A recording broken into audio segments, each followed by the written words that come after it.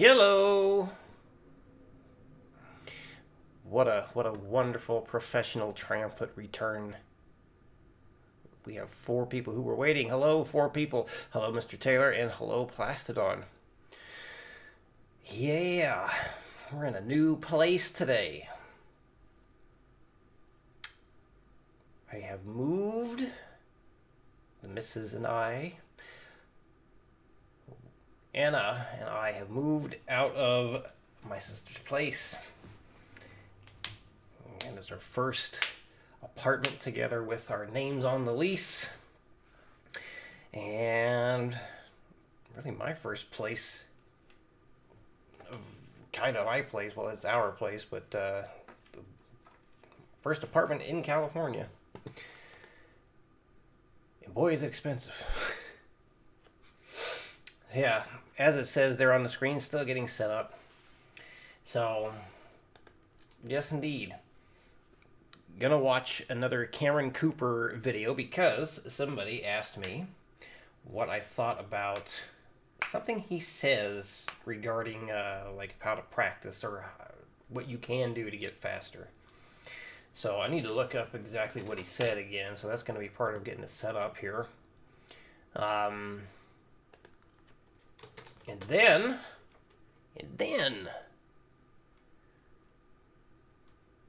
we are going to start looking at Neapolitan Major.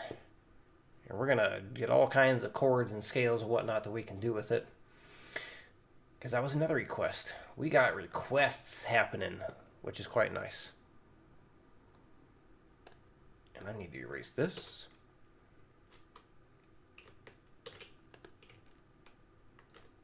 Wait. Undo that.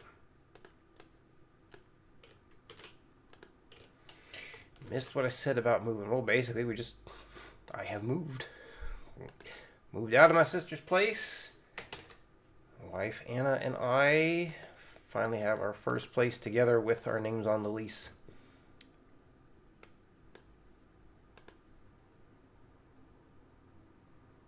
All right. So his work is done.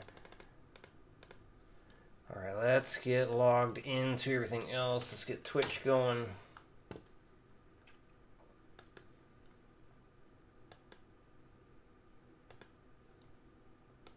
There we go. Twitch is up.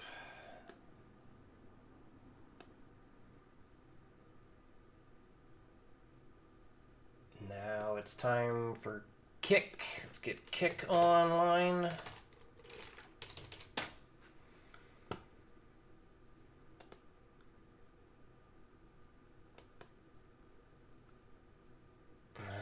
Kick is going.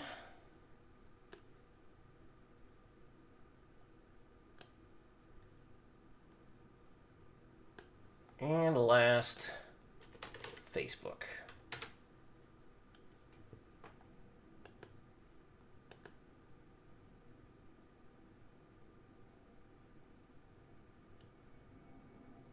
Boy, it's taking a long time to switch over to that. What the hell? There we go. Damn.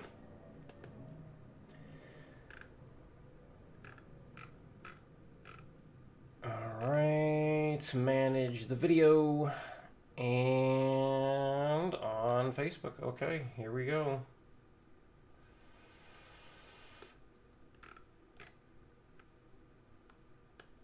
Alright. Everything's up and running. Well, I already got a spam message on Kick. That's nice. Hey, homie. I'll just read what it says, because everyone's interested in this, right? Of course you are. It says, hey, homie. You stream so really well. That's what he says. So really well.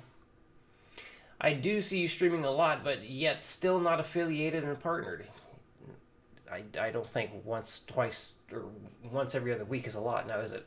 Like, I will share your stream to a Kick community for you to hit 1,000 followers and earn nothing less than $1,000 per streaming and enable your sub button.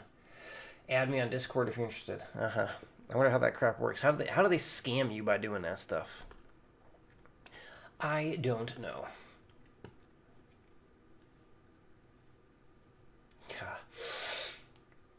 Am I far enough away she can't launch rocket launch potatoes?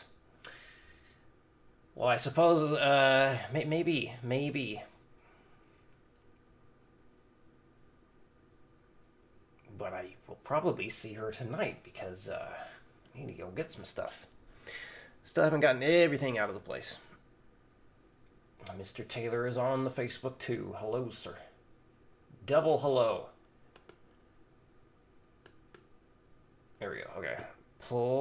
Deaf World, hello. You have arrived. The return of sound. No napping. All right. So let's see. All right. I need to get this email again and the video. All right. Getting the video here. This might be a little sort of slight harm. All right. Yeah. This ordered a bunch of like sound stuff. Like I got bass traps on the way and acoustic paneling stuff 2 inches thick this time. Make sure that the echo is gone in this room. So it should improve the sound quality hopefully quite a bit. We've got plenty of posters and whatnot to be hanging up again because we're going to be here for at least a year. We'll see how we're doing after that. See if we're going to be able to get a house or anything like that. And anyway, so yeah, this is the video we're going to check out. The point in question was at minute number 7, according to the email. But when I went to go watch it at first, I think I missed something very important because I was very lost as to what was being asked. So we're just going to watch the whole thing. And yes, we watched a Cameron Cooper video here before, and it was a fine video. I had nothing against it. But yeah, it was just a thing. So we're watching another one here. I also need to grab, let's see, where is it?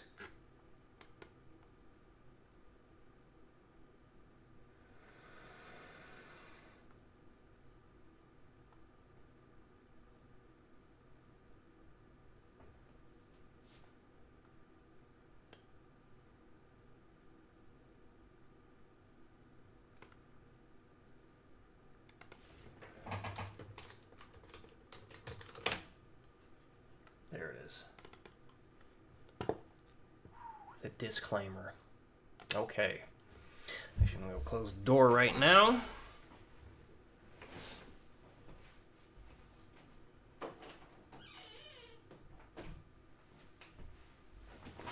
And away we go. Okay. Get the guitar ready.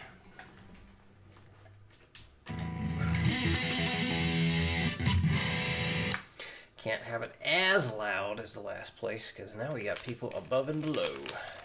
But it's still pretty close to the same volume, I think. All right. So, I think we're good to go.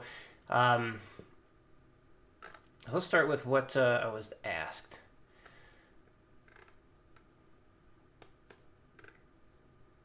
So basically he says, so this is the email I got regarding this video that we're about to watch. He says, I saw this video and I just have to ask your thoughts near the 7-minute mark. He mentions that what he is doing will take you further forward in your technical playing. So wants to know my thoughts. It says, what are your thoughts? Are small licks like this... I gotta reword this. Are small licks like this helpful in getting over any humps? He says he never really sat down and worked on licks in this fashion. Okay. So let's find out if I think what Mr. Cooper says is a good way of moving forward in your technical playing. So, disclaimer.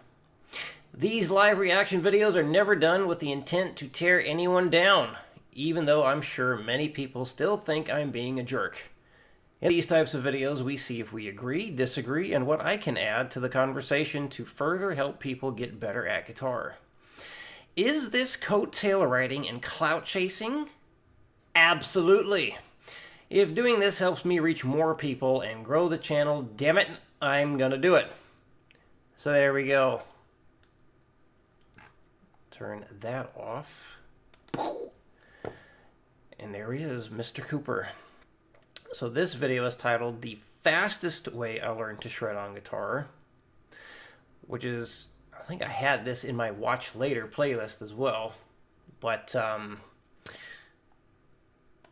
was a very similar name to what the other video was. But before we get to that, I have comments to read and respond to on YouTube. Let's see. Deaf World. Man, oh man, I still can't believe I unlocked Sweep Picking from the great man himself, James Murphy, in his Time and Testament. Yeah, I'm so bad at names. I could have sworn there was another guitar player who was the lead player. Low is your favorite record. I haven't listened to that one. In fact, I haven't listened to much Testament. But I do know the Trail of Tears song, but that's because they did an acoustic version and put it on the end of a live album, which I really, really like. Hopefully no Guatemalan truckers interfere with the frequencies. Yeah, so... yeah, hopefully, being in this area, I mean, we're still right next to a highway, so plenty of truckers going by here.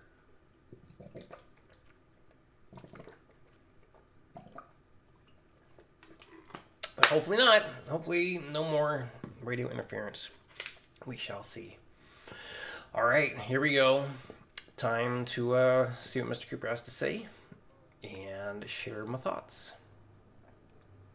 Hey guys, how are you doing? It's Cam back at you again. Today I wanted to answer a question that I'm getting an awful lot recently, and since I've started doing Skype lessons, and it's the sort of fastest way to play fast, if that makes sense. Like, what's the sort of shortcut to be able to play quick? And I'll say straight up, there is no shortcut for doing it. But in this, I like that.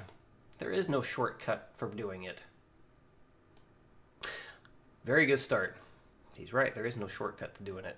In fact, I find that people who try and take supposed shortcuts make things take longer.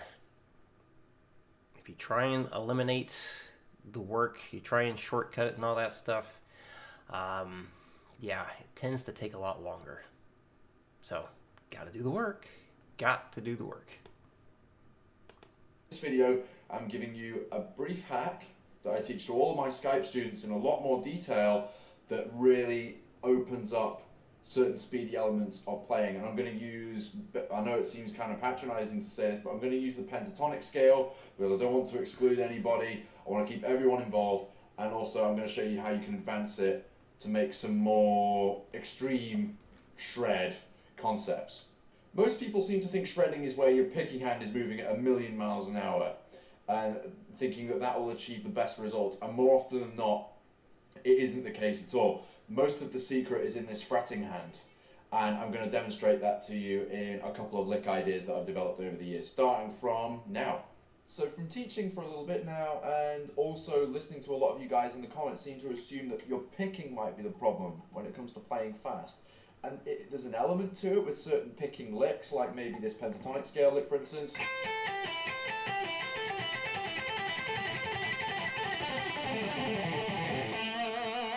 Totally get that, because where you're dependent on single notes and going up and down, where you have to pick when you're transitioning from one string to another.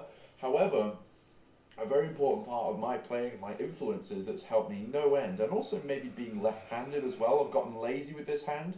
One thing I've come to develop from players like Steve Vai, Paul Gilbert, ironically enough, although he's famous for having alternate picking technique, and maybe Andy James, is being dependent on not legato, but just hammer-ons and pull-off, and maybe using the picking hand as minimalistically as possible. And how I'd go about doing this would maybe be something along the lines of maybe taking a pentatonic scale lick and simply running down the scale literally just with hammer-ons and pull-offs. Like, for instance, supposing we're doing A minor pentatonic. As I say again, I don't want to exclude anyone here, but it's just my most basic example. Where, for instance, I can go from 5th fret of the high E, slide up to 8, then pull off, then hammer onto the adjacent string, in this case B string, 8th fret, and pull off to 5, then descend through the pentatonic scale this way.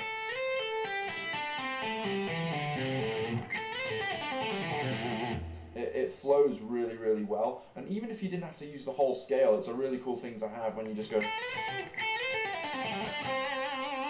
It helps licks flow really nicely, and the same thing applies to other scales that I like to use. I'm a big fan of linear scales, where, for instance, you'll take one symmetrical, if you like, shape and move it up, a simple shape and move through the octaves. But I'm not going to talk too much about those here in this case, where I'll tend to go. I like doing those things too. Like taking a pattern. I think he's talked about that in that other video. But I've shown some stuff like this and give it to students. But yeah, taking. Of course, he's doing the whole step stuff. I find it interesting how he says he doesn't want to exclude anyone, and then he's doing like big old stretches, which a lot of people have problems with. But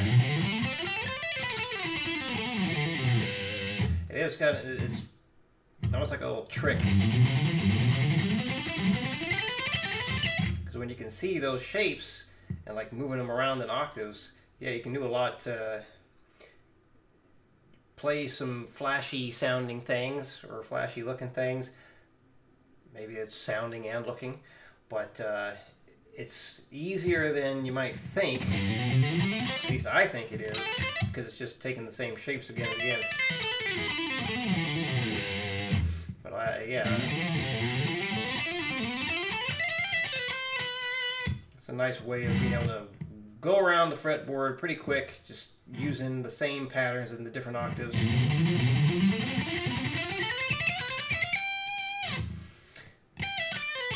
And that's what he's talking about there. So I think. Go into a lot of detail with that with Skype lessons, but I like to do all these ideas where maybe it could be where it will be very, very dependent on this hand. That's a nice little legato lick there for you. Another cool thing I like to do as well is double up sequences and use a lot of repetitive licks. So for example, this might be a little sort of slight homage to Randy Rhoads in a way.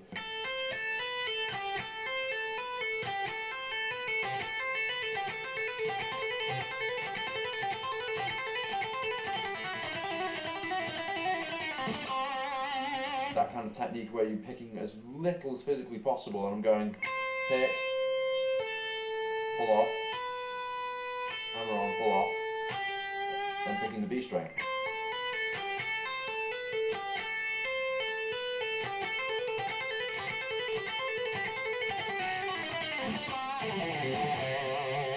Another idea that I like to use is when I'm coming back down through scales. So for instance, I could maybe do the triplet feel.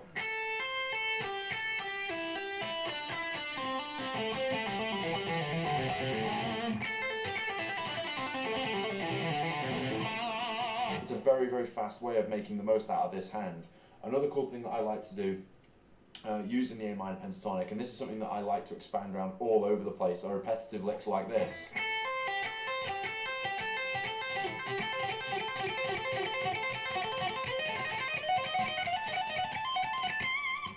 That case was a diminished lick where you just move it up 3 frets.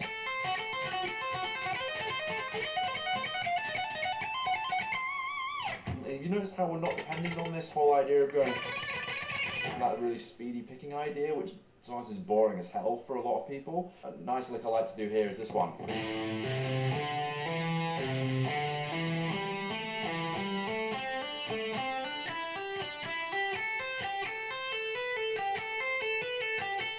You can marry it up with other licks there.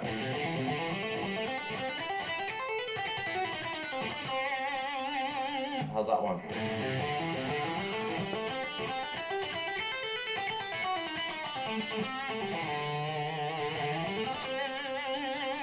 Another thing I like to do as well that boosts my technique is when I'm going up and down single strings, is where I could be going.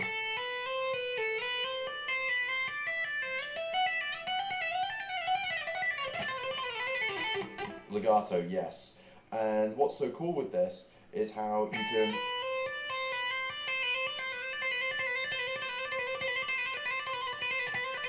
can really tamper with the order of things, and it can create really, really cool, interesting bursts of speed. But also a great way of getting this hand to come up quickly is I don't practice to a metronome.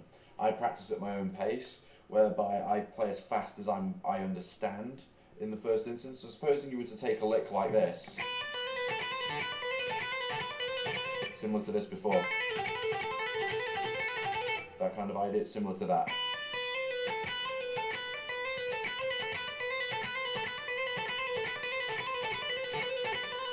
And because I've learned that lick a long time ago, I now know it very well. But in the first instance, what I was doing was literally just by playing.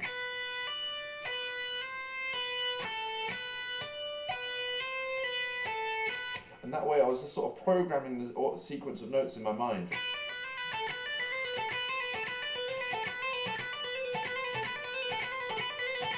And notice with all of these licks I'm talking about, this hand is taking a back seat, and trust me, you'll see, once you start to put these ideas into practice and get this hand to work a little harder, you'll notice a huge difference in your playing, and I can promise you, it'll take you further forward in your technical playing.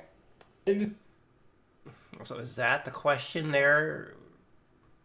Basically, if you work on legato licks and riffs, will that help you get better? Well, if you're learning legato licks and riffs that you couldn't play before and you can play them after working on them, then yes, you will get better. I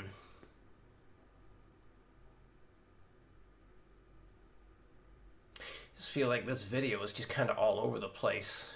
Like, so it feels like what the whole, maybe he's about to sum it up there. Let me just finish it up. There's only a minute left. In this video, I'm using my Charvel Sandimas Pro Mod. It is loaded with Pariah pickups, the Blackheart and Leone set. They're really, really cool pickups. Been working with them for a couple of years now. They're just a really, really cool product. They're fantastic. I grew up on the JB for a really long time, the Seymour Duncan JB 59 set, and this has much more like a 3D feel. They're really, really awesome. I love them to bits. And if you wanted to go and grab some, I have a coupon code. It is simply coupon. Go check it out. You'll get a discount off your order. Thanks so much for watching this video, you guys. I hope you've liked what you've seen. If you'd like to find out more about these sort of shred concepts, so to speak, and how to enhance your playing, please do not hesitate to book a Skype lesson with me. My details are on the screen now. I look forward to seeing you really soon. I've got loads of students now, and their playing is changing at an alarming rate. It's so cool. I would love to teach. I'm curious how much he charges. We're going to find out. We're going to find out. All right, so while we do that... So, yeah, so the question was, like, do I agree? I gotta look at that question again. And then I'm going to respond to the comments on YouTube.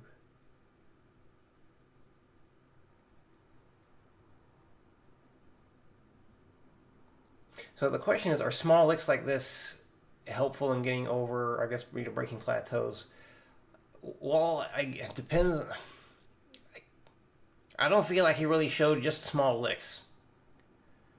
And I feel like the video itself was kind... I don't want to sound like an asshole. I would have liked more structure in the video. It felt kind of too... almost all over the place. He did not stick in the pentatonic, which I thought he was going to, going off of what he said. But he definitely did not stick in the pentatonic. Which is fine. I just think it would have been more helpful for people if you were to stay in the one thing that you talked about at first. But that's just me. Is talking about like improving your legato technique can help you with shred guitar playing. Well, yes. If that was the point of the video, yes, if you improve your legato, especially if you're weak at it, it will help. And shred guitar is not just about picking extremely fast. That's part of it, but legato absolutely can help. I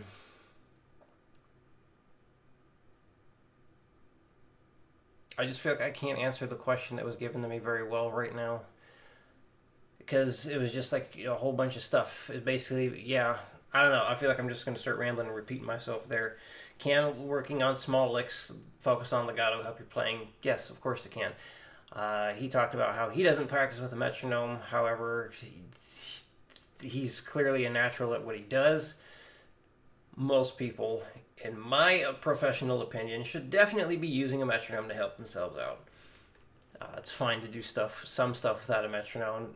It depends on the circumstance, what you're trying to do, but you want to take it as far as you can. Yeah, you want to use that metronome, so this way you have a speed you're trying to hit, and then you try and do it faster, then you try and do it faster and faster and faster and faster. If you want to push your playing as fast as possible, got to use that metronome.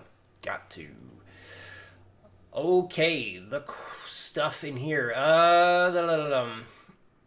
Deaf World on YouTube.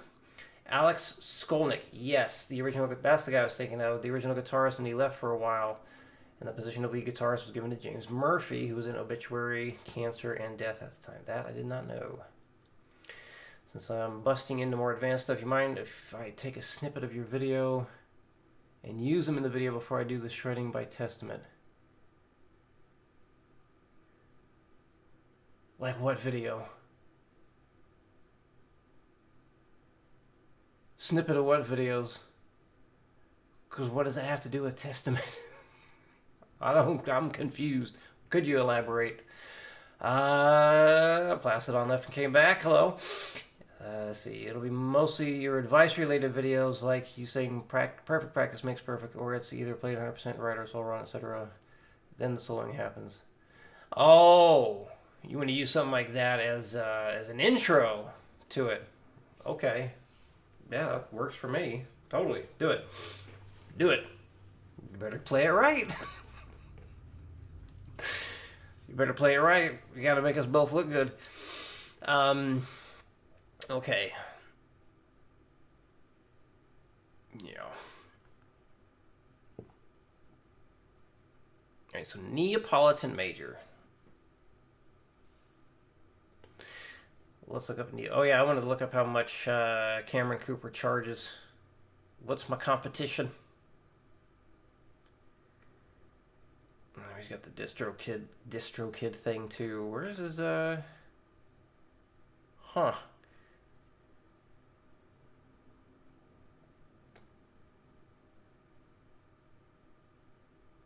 Does he not have a website? Oh,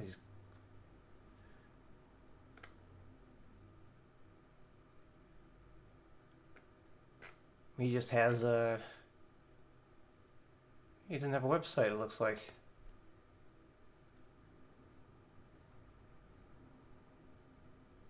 Interesting.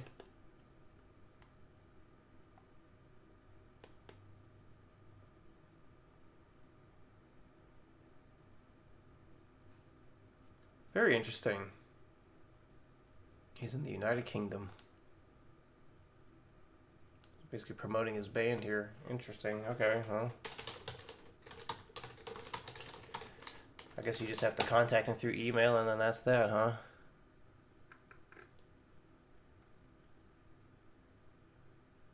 Yeah. Hot damn. Alright, well there you go. So yeah, Neapolitan Major, we're going to look at that.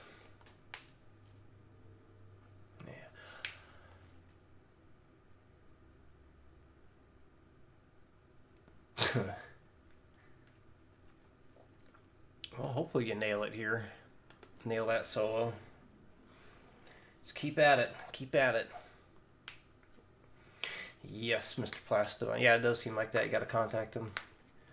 Mr. Taylor, when you get into that scale, what I'm interested in first is what the mode is. Using that A Neapolitan Major. And the mode I seem to be playing in on the song I'm writing with it. Okay. All right, well, let me look this up again. I know you told me it, and I can't remember, so I also want to bring this up on the screen. So, we are looking up Neapolitan Major scale.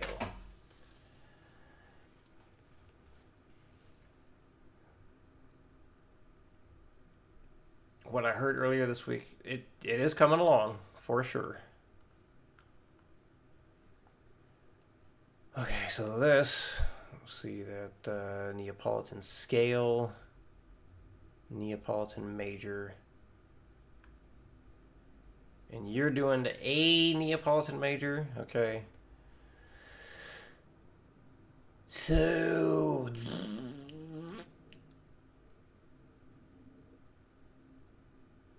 that's right. This was like a combination of the Phrygian and Lydian, huh? All right.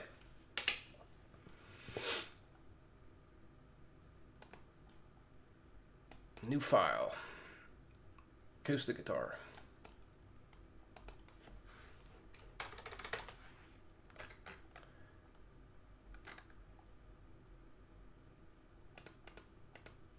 So, A, Neapolitan. How do you spell that? I-T-I-N.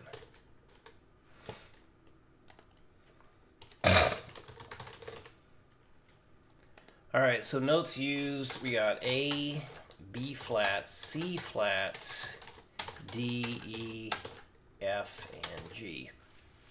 So these are the notes used for Neapolitan major, A Neapolitan major.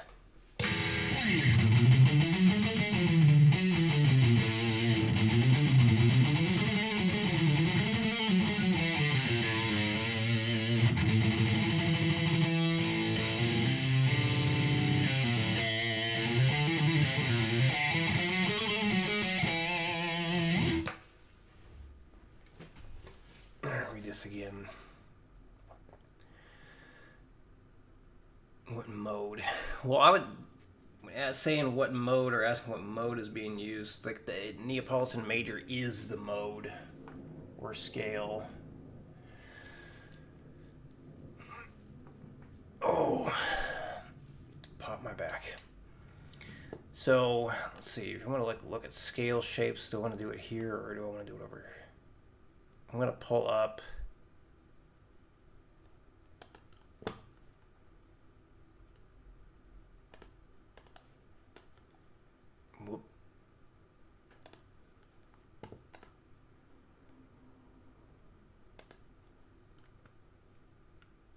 We're gonna make some scales.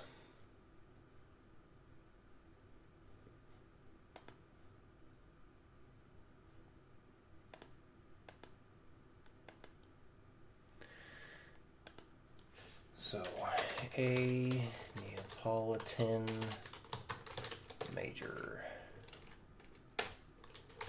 Notes used. A, B flat, C flat, D, E, F, G. So we take, where'd that go? YouTube, there we are. Oh. Wait a minute. Am I screwing this up? B flat, C flat. Oh hell, I'm not even. I played it right. I'm not using it, putting the notes in right. Thank you. I'm being an idiot. I'm being an idiot. There we go. Okay. Thank you. I'm gonna get my work checked while doing this here. God. All right. Glad you said that. Okay.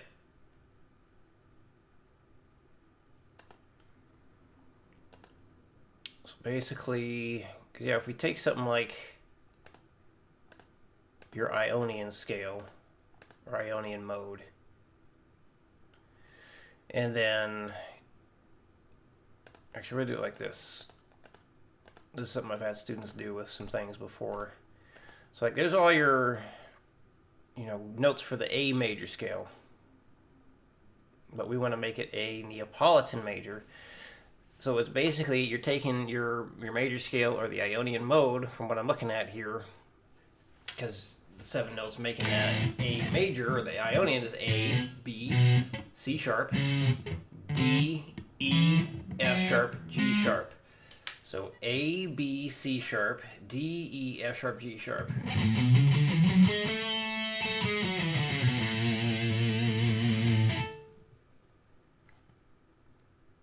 God fucking damn it.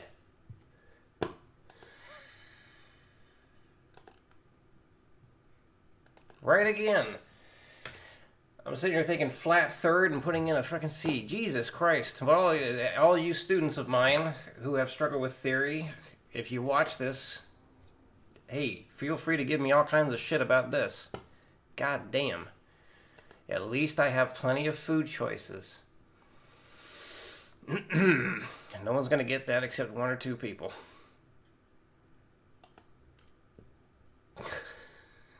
Okay. Let's see, if I go to save this, is this going to allow me to enter text in something else?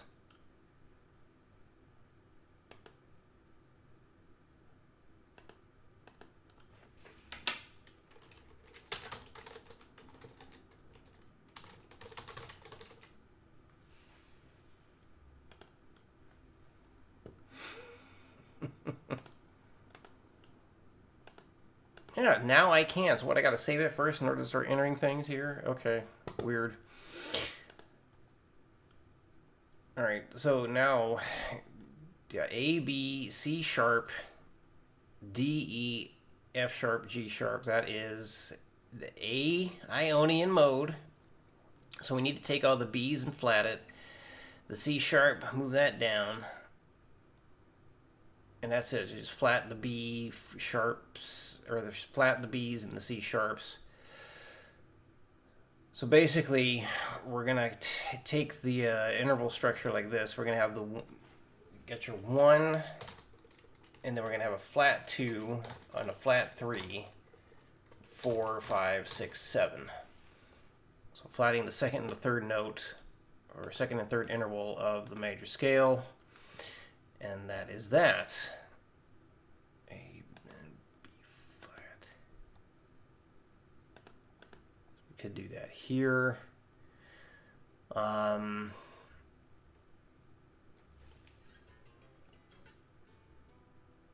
C, D, E, F sharp, G sharp, A.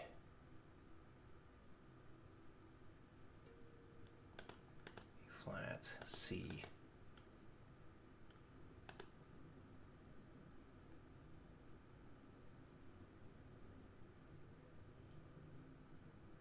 Trying to remember how to show these things. Appearance.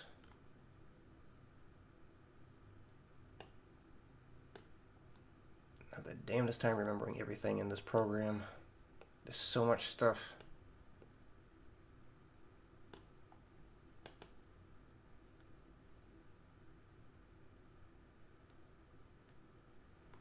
Oh, there it is. Okay, yeah, so now we got our notes being showed. That's what I was looking for. Yes, A, B flat, C. We just put it back to where it was.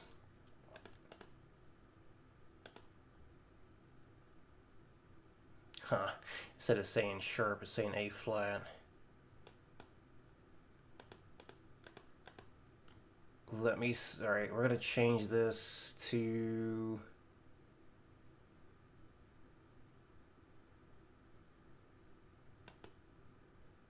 root selectors, A.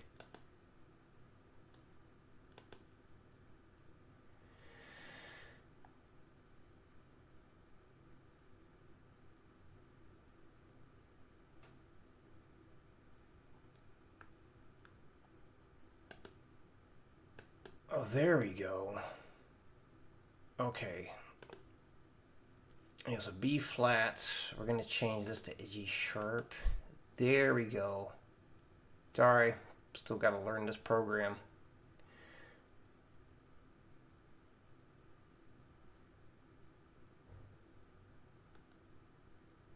Anyway, so first we need to have... Anyway, fuck it. Alright, so take the... Yeah, whoops, sorry. God damn it. There.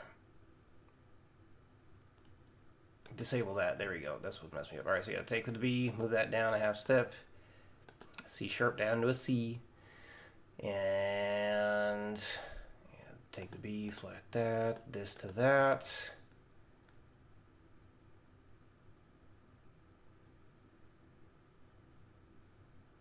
B flat, C, D, E. This needs to be an F sharp. There we go. F sharp, G sharp, A. B flat to a C. There. All right, so that's what we got. It's a gnarly scale shape.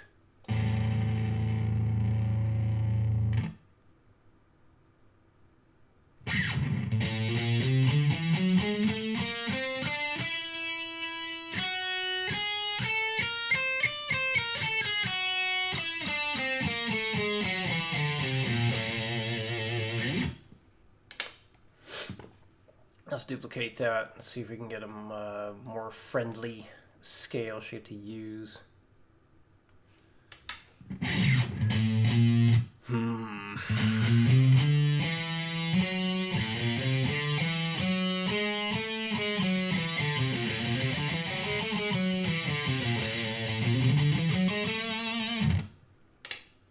Could do that. So let's take this and move it over here.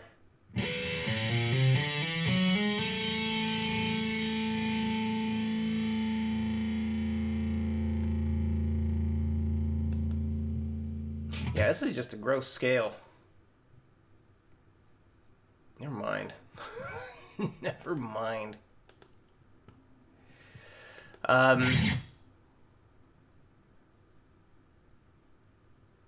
Let's also do this. Okay, so we need...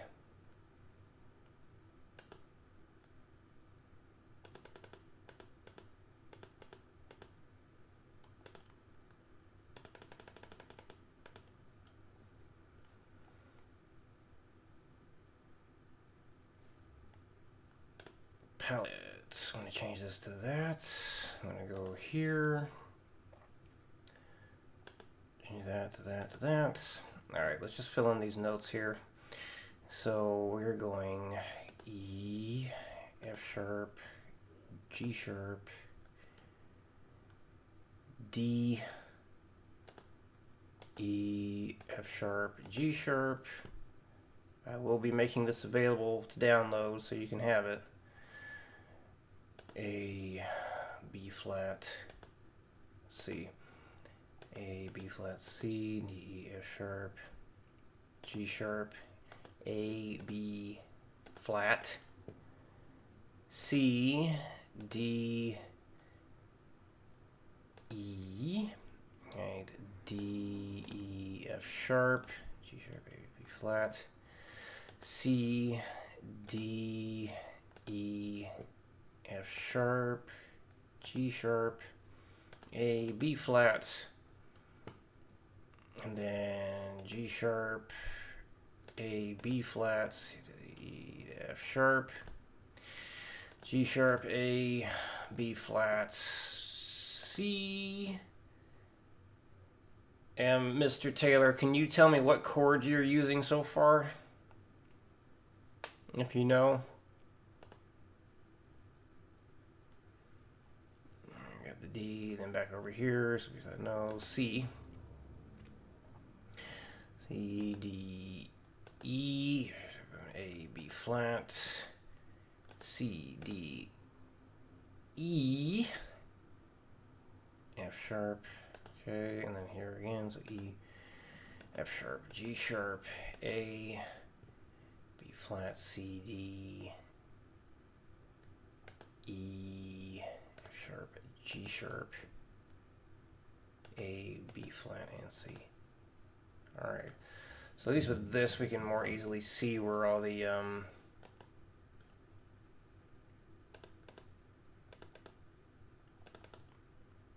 we can like try finding patterns we like to use within all this.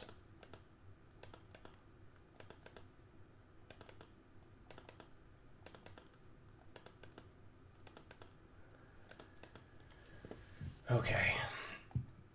So that's the scale shape you can use. There's plenty more we can think of.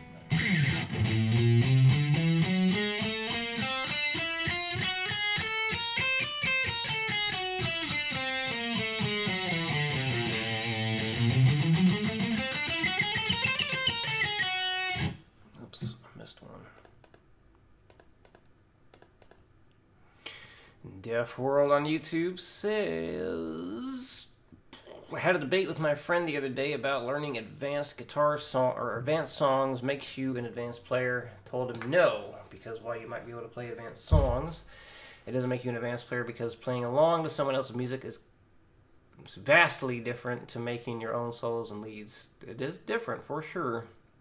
And of course, recording your own music to a metronome is also very different from playing to a studio recording from whatever band.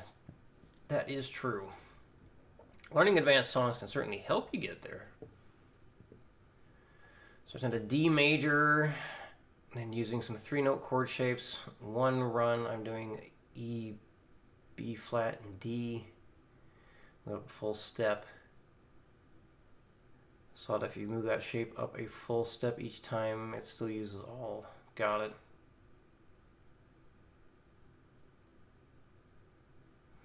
So starting on a D major. Whoa, what the hell? That was weird. Yeah, so I was in D major when I'm using the notes of the scale.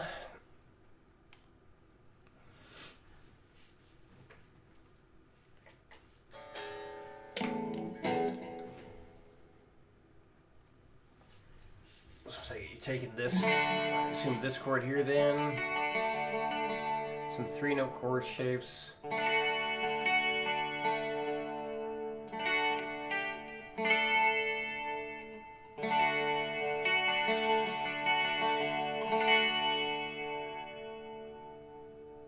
And are you just moving this shape up and down then? E, B flat, and D.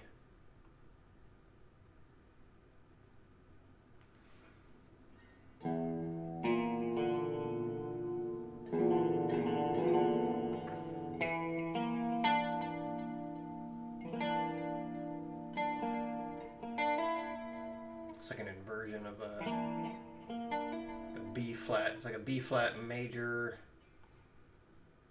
B flat over E, B flat major, flat 5 over E. I would go with that. Or we could also say it's an E7 suspended sharp 4, no 5.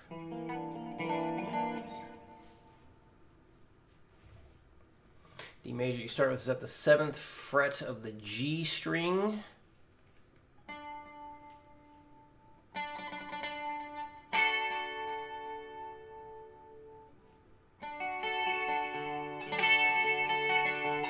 Gotcha.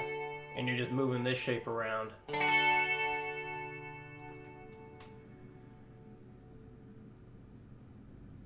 E on the D string.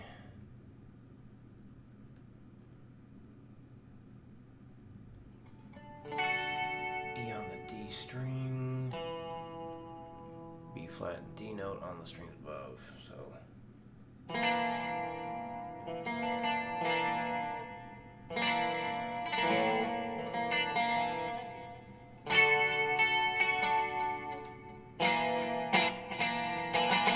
Okay.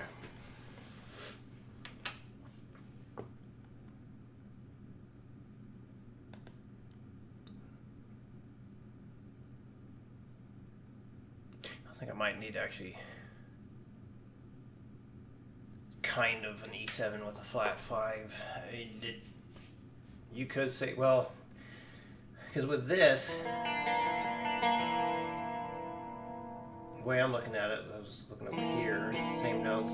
So I said you could call that, well, the way I'm thinking of it, if E's the root note. I'm also seeing that 7, so you have the E7 there. But without the third present, it wouldn't be an E7 with a flat 5. I'm going to call it an E7 suspended sharp 4, no 5, because there's no third present. You could do that chord though, an E7 with a flat 5 in this key because the G sharp's in there. So it's just missing a note.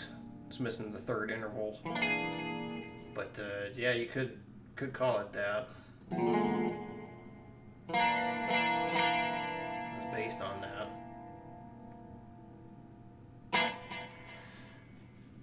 So then you're like just kind of wondering what scale shapes to use during it. Maybe if we just have some scale shapes put together, that would help.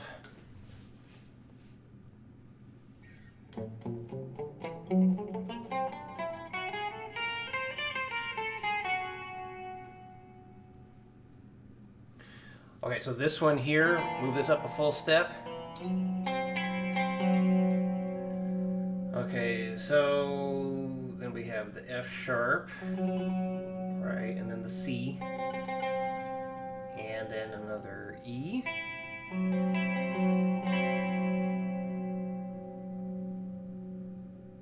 Well, then you could call that, yeah, so that would be the same thing, just a whole step up.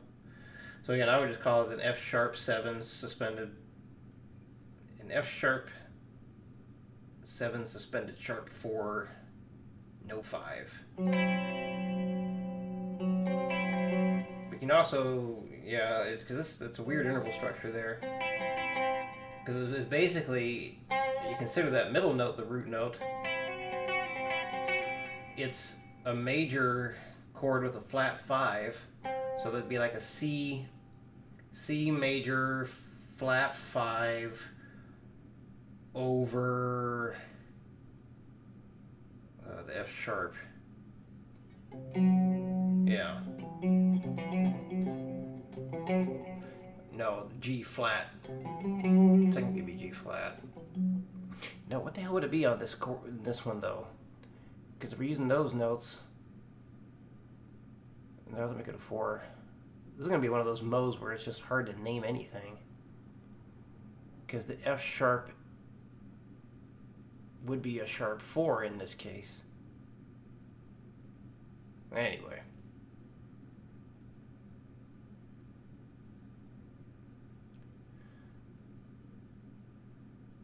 Yes.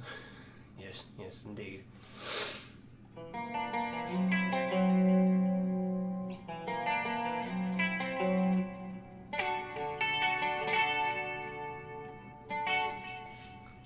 Well, let's take a look at some of these chords here that we can do then.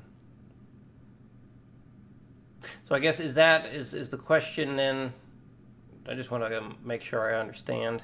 I know it's tough to clarify some stuff when it's over, text and I gotta wait for all the lag to get caught up. I'm gonna go back and read your question or what you said.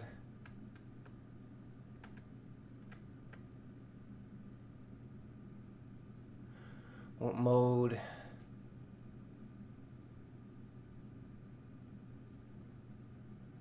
Okay.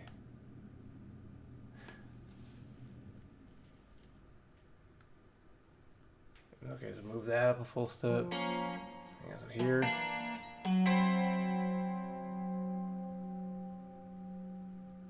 One of the changes goes from the D to the one that starts with the G sharp.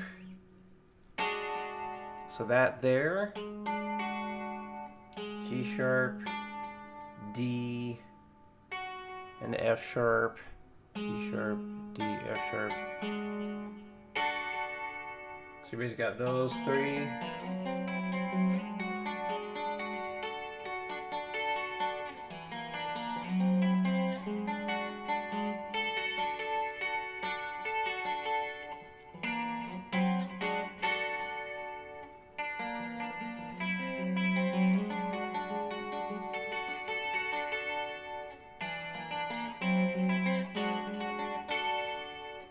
It's a weird one. So that just shape can be just been moved all over the place in there, huh? Yeah.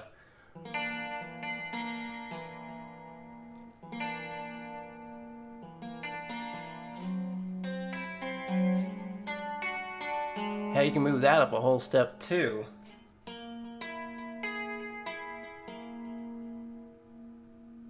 And then another whole step.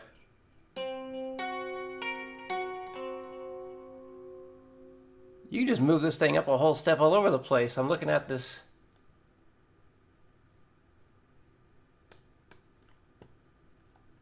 Look, there it is right there. Like, there's the chord. And then there it is again, the same chord shape. Same chord shape again. Same one again. Go up a whole step. Look at that. That's neat. Weird.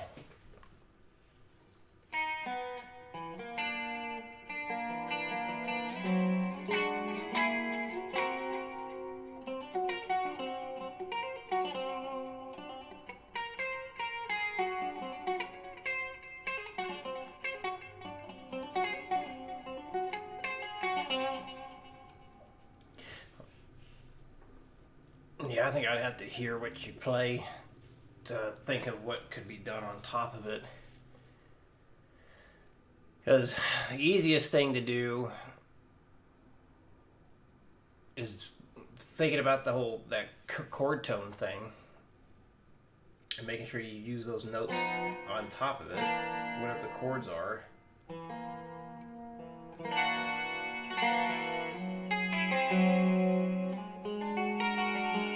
Even that works too. Weird.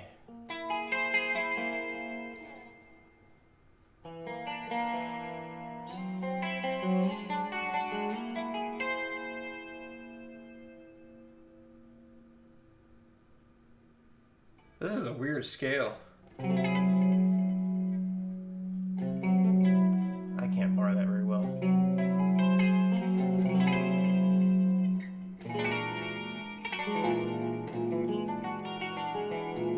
The whole thing is movable like that. Weird. Huh.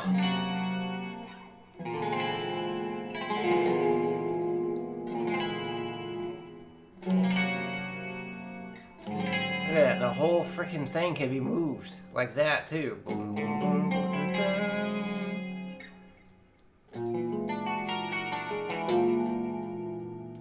boom. That's so weird. What an odd scale.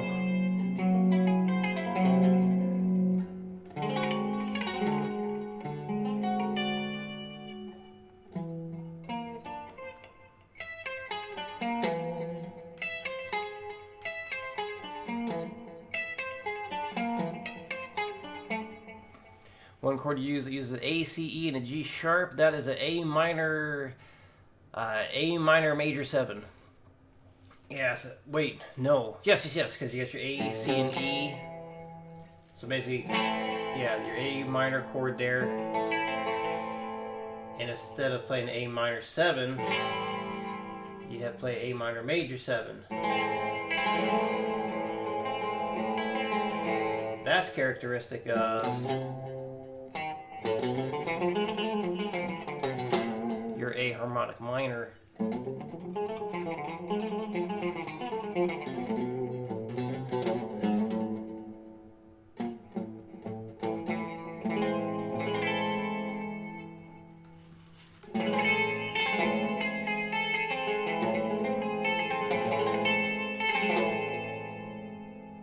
Oh, most of you want to know what mode it would be starting on the D chord. Okay, so if we make the D the main thing. Okay. So if D is going to be the roots, what the frick mode would that be? Let's see, does it give you the mode names over here?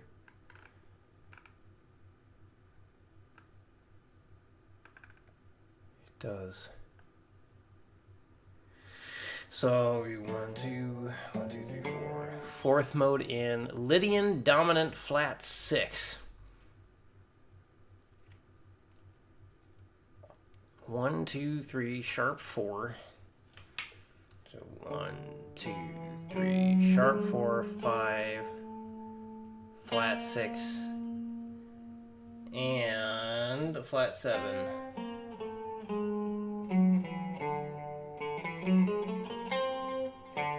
1, 2, 3 sharp 4, 5 flat 6 flat 7.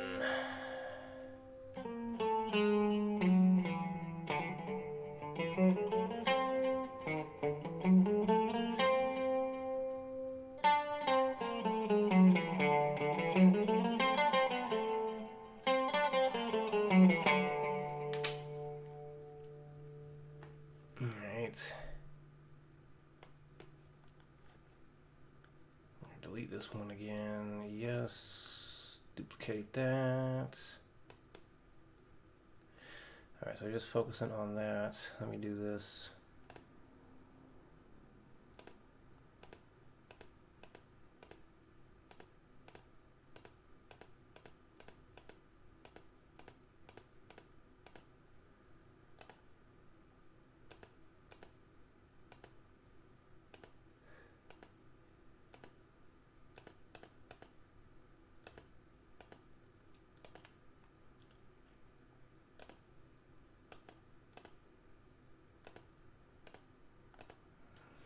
Alright, so we do the D1. What does it say? It was D Lydian dominant flat 6. Holy crap. D Lydian dominant flat 6. Give us the intervals 1, 2, 3, sharp 4, 5. And it's got a flat 6 and a flat 7.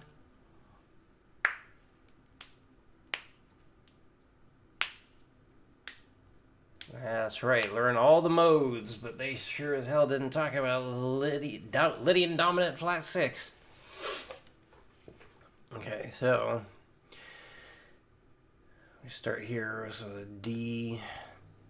Oh man, okay, it's gonna be like that. I can't just put it on top, no. Wait, what if I do like this?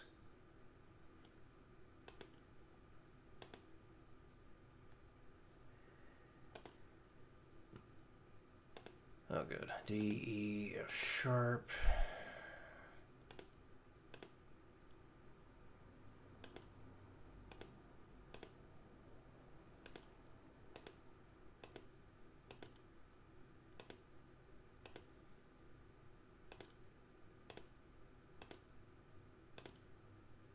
So you got that shape you can use.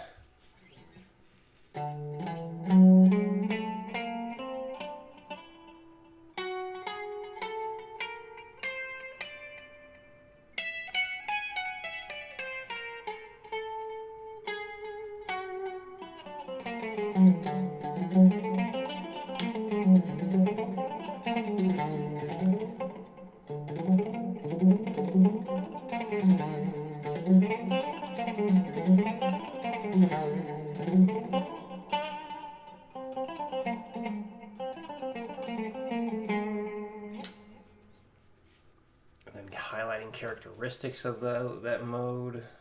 There's another way of doing this.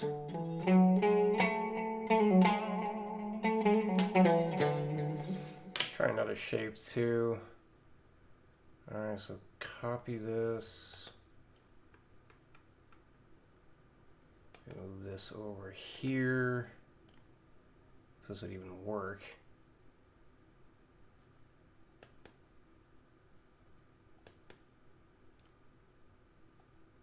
Yeah, I'm just trying to think of like a more convenient shape to use. I don't think there is.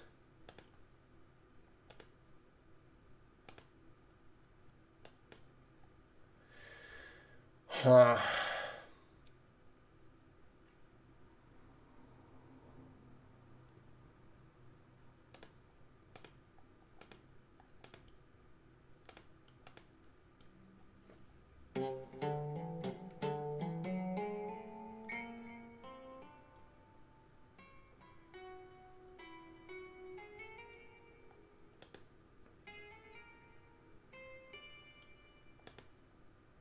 Well, that'll at least take you from D to D.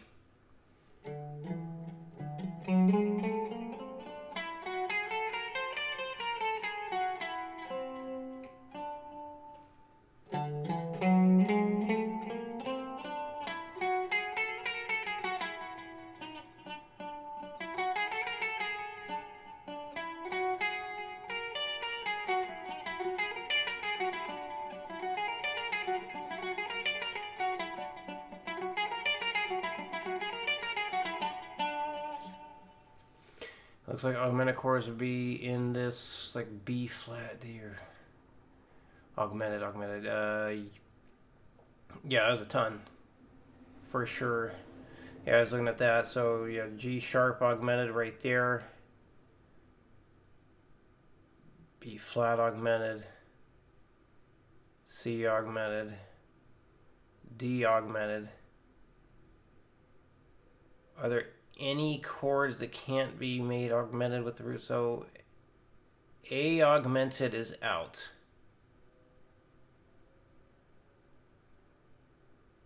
So this is very close to a whole tone scale, it seems like. So if we look up here,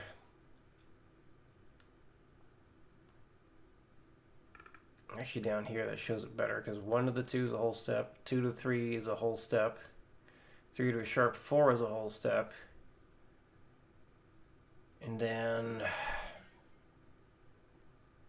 sharp 4 to a flat 6 is a whole step.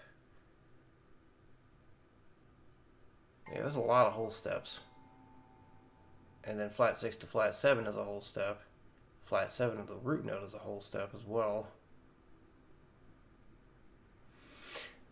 So you got F sharp augmented, G sharp augmented, B flat augmented, C, D, E, F sharp, G sharp. Just skip the A note there, and then yeah, everything's augmented.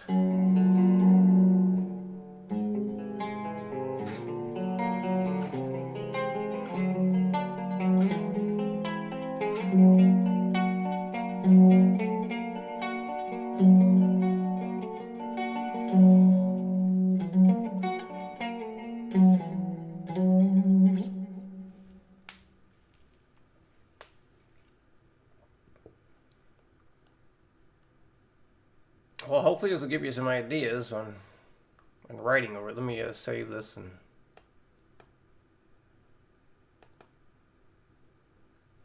download it so I can send you the image.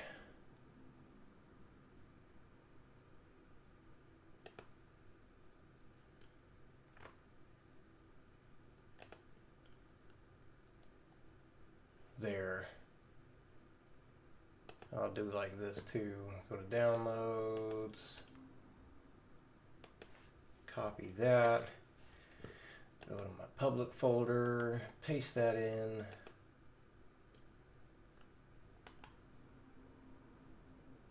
and copy download link, download link.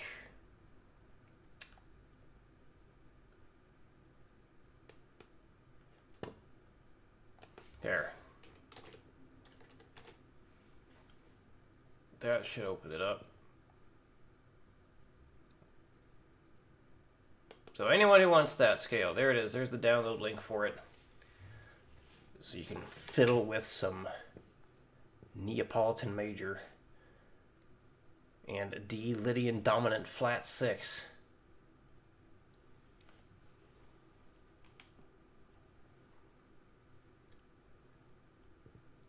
You're welcome. I'm glad it helped.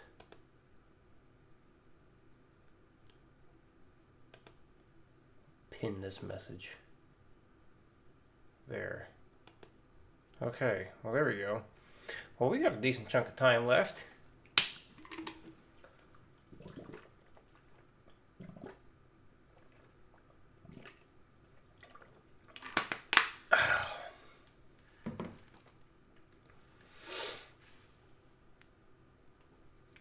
We can do another video unless someone else has any other topics of discussion.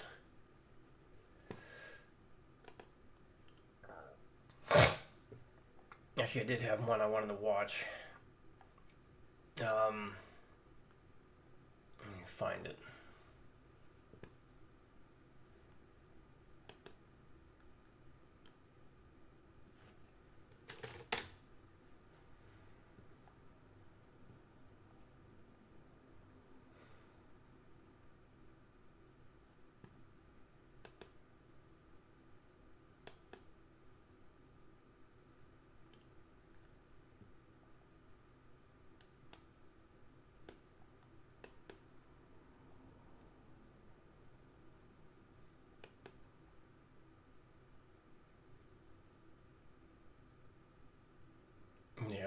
I did have that Cameron Cooper one in here.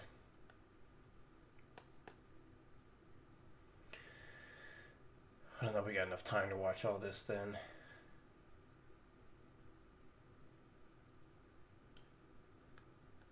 Because a student of mine pointed out I kept calling Martin Miller Steve Miller last week, or last stream we did. Whoops. So I've seen some other Martin Miller videos I wanted to watch and talk about. I don't think we got enough time today. We'll probably start one of them next week. But yeah, he has a video titled "Practice Does Not Make Perfect," which I'm curious about because that's what I've said many times. And then another one where he has a video with Levi Clay called "Speed versus Feel. Which one is more important?" I would say it depends on the context, just from the title alone. Well, let's see. We'll keep looking at stuff.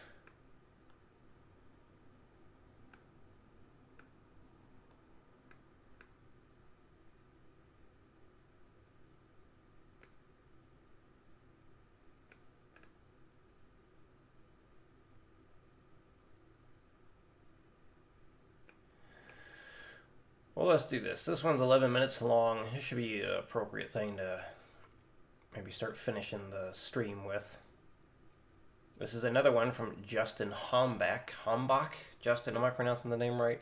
Now, he watched another, or the reaction thing we did on his video before, and he was quite appreciative of it. Going from speed...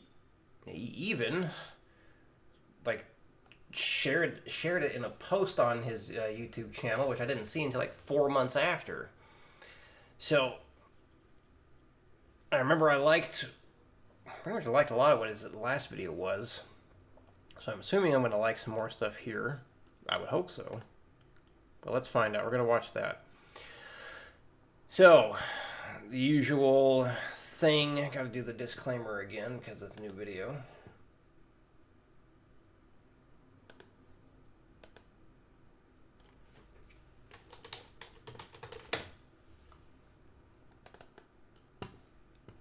And here we go.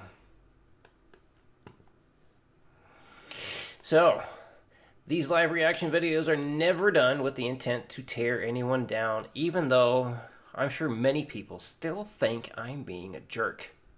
In these types of videos, we see if we agree, disagree, and what I can add to the conversation to further help people get better at guitar.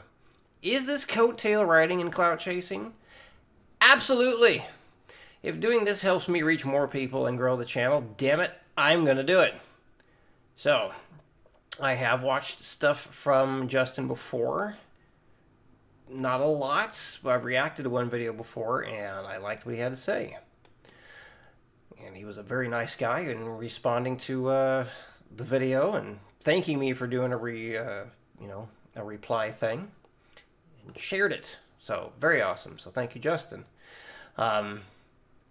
He actually bought my speed picking course I have up there, which I was surprised to see. I trying to do some troubleshooting on videos no longer loading through Vimeo. I still need to finish fixing it, but yeah, he bought the thing. Thank you. I still need to make a better one. There's too much damn stuff I want to do. But anyway, I have not watched this video before. The video is titled, "Becoming a Speed Picking Pro in Only 6 Weeks." So if you know me, if you know things like that set off alarm bells for me. So when you make a claim like this, to me, it's like the same thing as saying you can have abs. Kayla Kent on YouTube says, "When your mom walks in while speed picking." Ha ha. Masturbation jokes. Fuck, what the hell was I about to say? Right. So this, to me, again, this could just be a clickbait title, and he has lots of great things to say again. Don't know yet.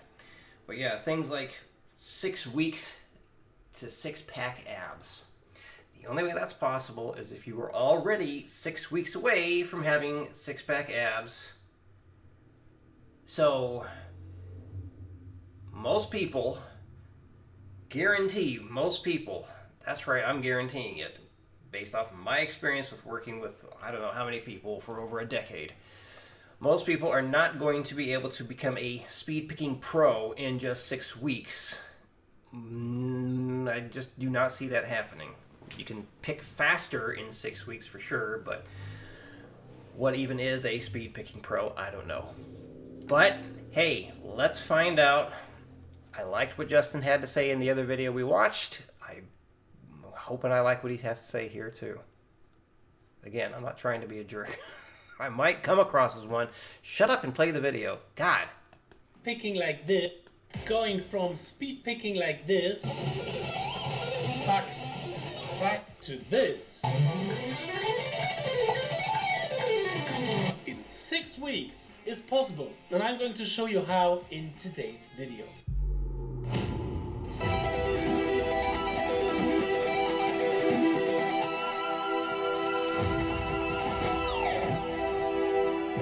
Hey Guitar Champion, what is going on? I'm Hombach back from my practice cave and welcome to today's video.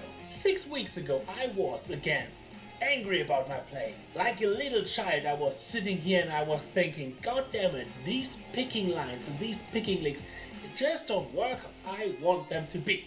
So I've started a completely new practice routine which spans over 6 weeks but only cost me like 10 to 15 minutes per day. I've gained again a lot of awareness, a lot of consciousness about what's happening in my right hand, and this definitely brought my picking playing to the next level. In the end, it was not perfect. No.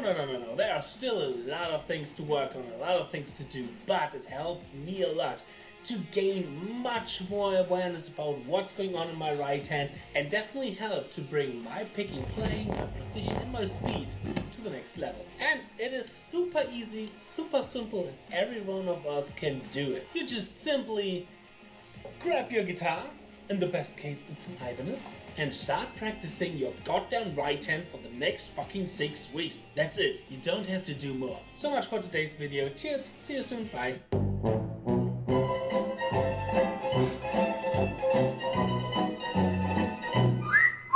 Okay, no. Of course, there's a little bit more to it. A little bit more. It's not so easy. So now let's take a deep look at what I've done in the last 6 weeks. I like that he said it's not so easy. All right, good. I had to wait and see what he was gonna say, because like the whole anybody can do it. Like, but he's a funny guy. You got to put the humor in there. The first thing that I and you have to know before we're starting with this is find out what kind of level we are actually on our picking. Knowledge is power, wisdom is key, and the more we know about our right hand, our flaws, our habits, the things that we can play and the things that we cannot play, the more we know, the better. And to put this knowledge into categories, I've designed for the Zen of speed picking this speed scale. First, you might ask, what is the Zen of speed picking? It is my online masterclass about speed picking, where I've put all my knowledge from the last 15 years about speed picking, all my experience, all my flaws, and all the things that I've learned. I wanted to see that image. Oh my god, I'm sitting here with the wrong freaking thing. Sorry. To become the speed picker that I and you have to know before we're starting with this is find out what kind of level we are actually on our picking. Knowledge is power, wisdom is key, and the more we know about our right hand, our flaws, our habits, the things that we can play and the things that we cannot play, the more we know, the better. And to put this knowledge into categories, I've designed for the Zen of speed picking this speed.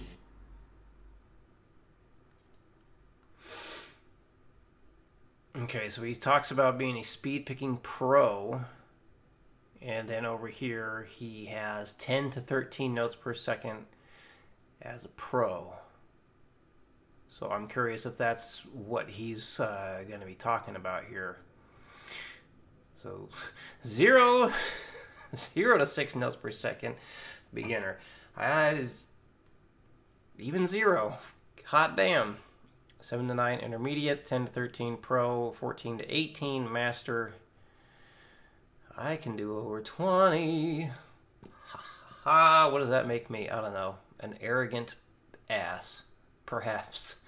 I'm just curious that would be 10 to 13 notes per second. I'm going to go to the notes per second calculator. Is that what I used before? Yes, it is. Okay. So 16th notes. And we want 10, at least 10 notes per second. What is that going to be?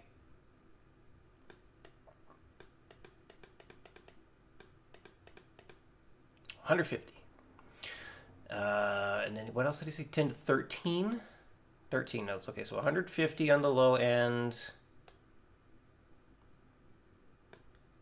to 195. Yeah, that's definitely on the higher end there. I typically have 180 as the low end for like shred guitar playing speeds, because I'm just using what Mr. Troy Grady had discovered in his research of shred guitar. It's about 180 is the average 80s shred guitar speed. So I like to shoot between like 180 and 200 beats per minute with 16th notes for stuff like that. Is like your more above average type playing. Yeah, anyway. And then the master, 14 to 18 notes per second. So that would be, you know what, I'm going to open up another one here. Paste and go.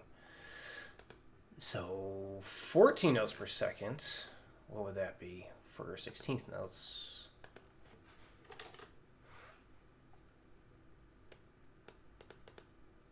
$210.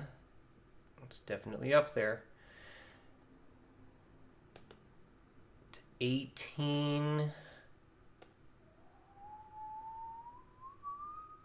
Whoop, too far. 270. Yeah, most people are not playing at 270. Jeff World, hello. I refuse to let it beat me. You've been bounded by genetic limitations. You know I got the potential. Too many people just give up because they can't bust past 160 BPM. Do you feel like you cannot get past 160?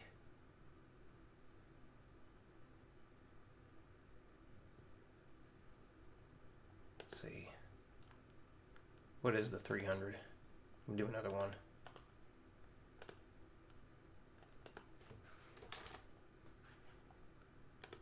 Isn't that 20? Yeah, that's the 20 notes a second. Anyway, so yeah, the master thing he has in his little thing. So I'm wondering if, again, his title here, Become a Speed Picking Pro, has to do with what his pro category is. See, wordplay. All right, let's keep going here. First, you might ask, what is the Zen of speed picking? It is my online masterclass about speed picking, where I've put all my knowledge from the last 15 years about speed picking, all my experience, all my flaws, and all the things that I've learned to become the speed picker that I am today into one big educational masterclass with more than 50 exercises, daily practice routines, etudes, workouts, and everything else. You will get one of the best speed picking online courses out there. And so now about the speed scale. I took several licks from the Zen of speed picking and put them into different levels. Here are the licks for level 1, like this one here. Licks for level 2, like this. Level 3. Now that's interesting, because I'll tell you this. What he has for level 1 versus level 2, I could play level 2 way better than level 1. And so now about the speed scale. I took several licks from the Zen of speed picking and put them into different levels. Here are the licks for level 1, like this one here. Yeah, this... I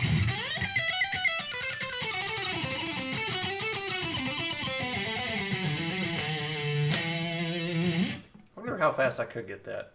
Let's have a little practice session right now. Because, yeah, this is a kind of lick I do not practice. I never really did. Let's do it right now.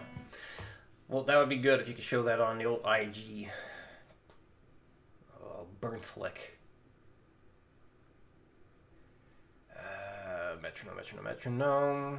Where'd I put you? There you are. I'm going to do 6 notes a click, though, instead of 3. Although that's basically what he has there anyway. Just has it set as the 16th note triplets. So...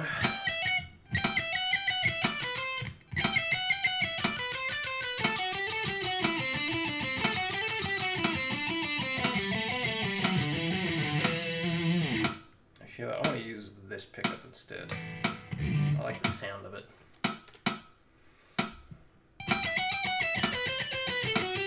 Too fast.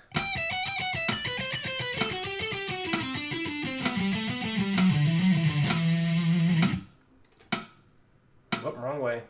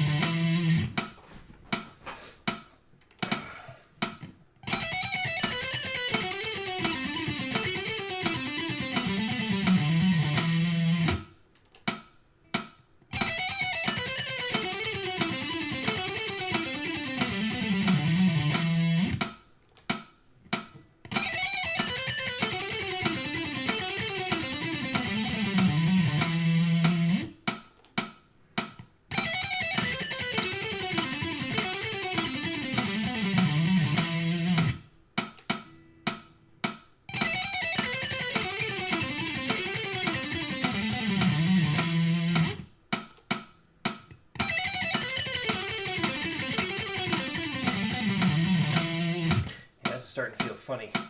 Again, I never practice this kind of thing. This specific pattern, very foreign to me.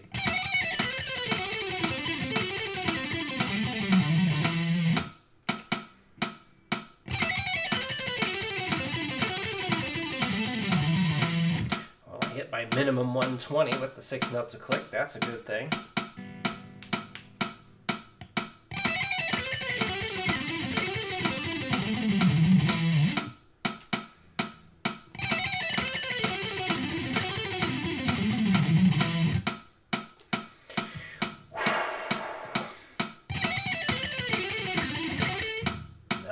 Uh-oh, I may have reached my limit. I didn't like that.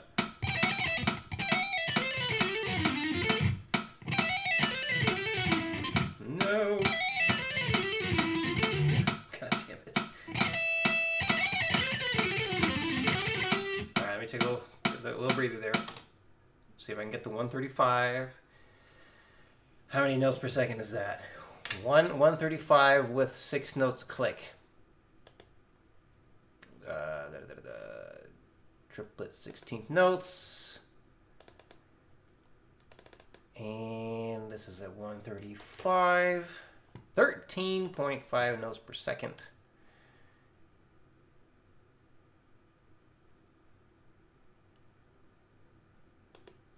Dang, okay, I need to... Hold on. I want to be able to just like reference his image. Going from speed picking like this. So now that you have to know before we first you might ask what is I've designed for the demo of speed picking the speeds. Okay. Oh, I'm in the pro area, but not in the master area yet. No. I'm just short. 130 was how many? 13 notes per second at the 130, playing 6 notes click. Ah, I'm stuck in the pro. I gotta get to the master.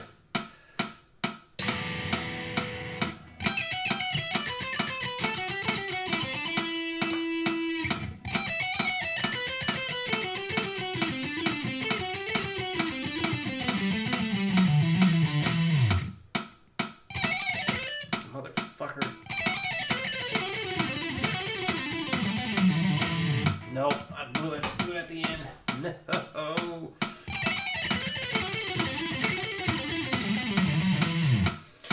Alright, well I got 135. Now,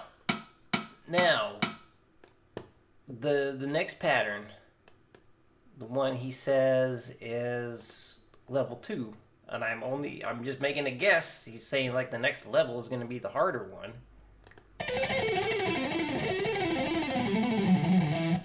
Licks for level 2, like this. So, oh, okay. I see why. Got it.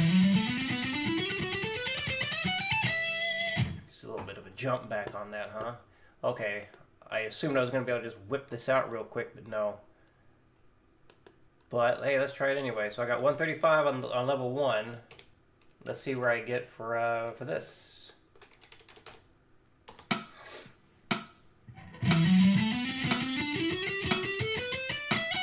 No, wait.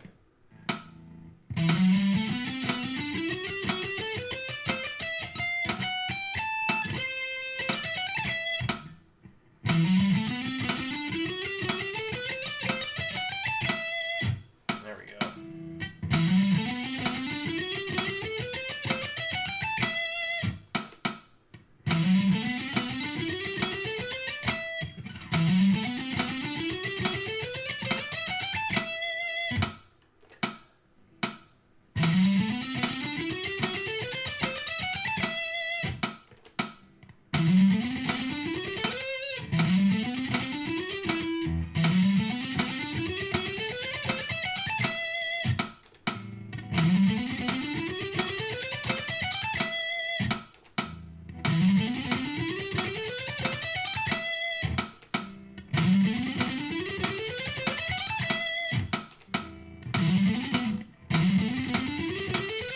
Come on.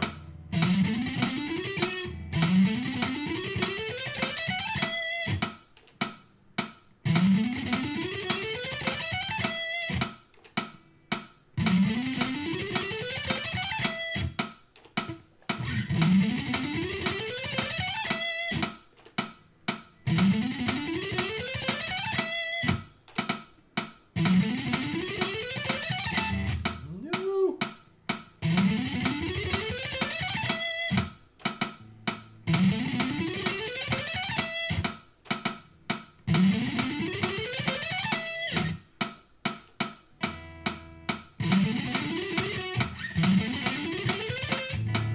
Look at the metronome speed, and now I just completely messed with my head. There we go. See? I can do the level 2 better than the level 1. But that's only because I'm used to that kind of pattern. Or at least more so than the other one.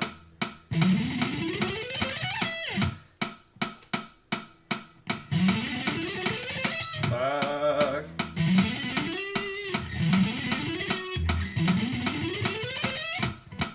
No!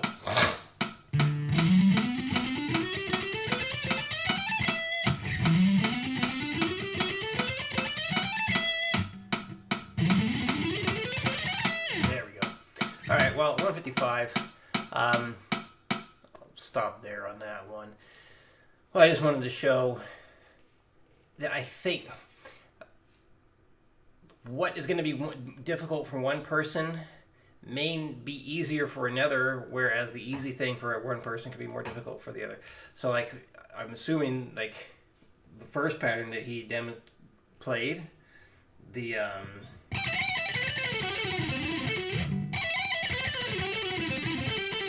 God damn it.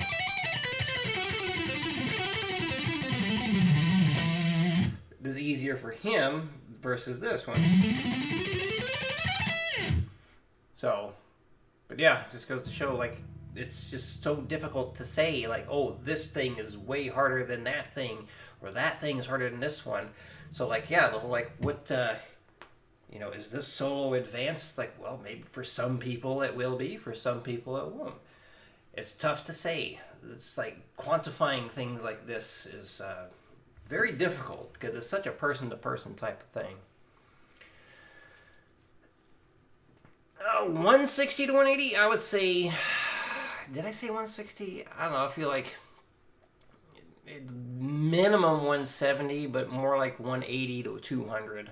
I feel better about saying that. If I said 160 in the past, I don't agree with that anymore. It should be a bit faster, I think. But yeah, anyway, let's continue on here. See what other the other licks are. Is that a Praise the Sun tattoo?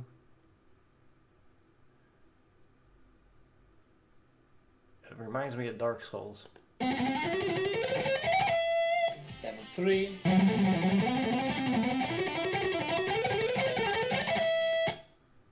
Curious about that one too. Let's see.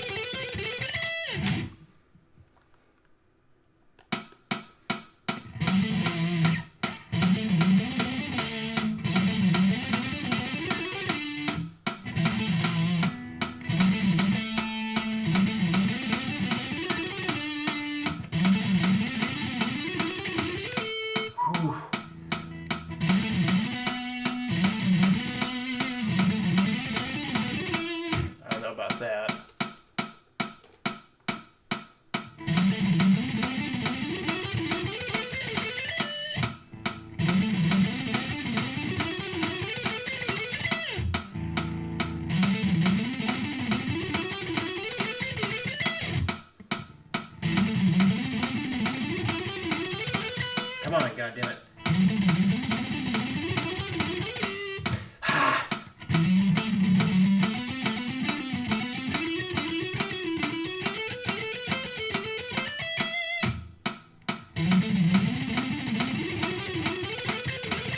Fuck yeah.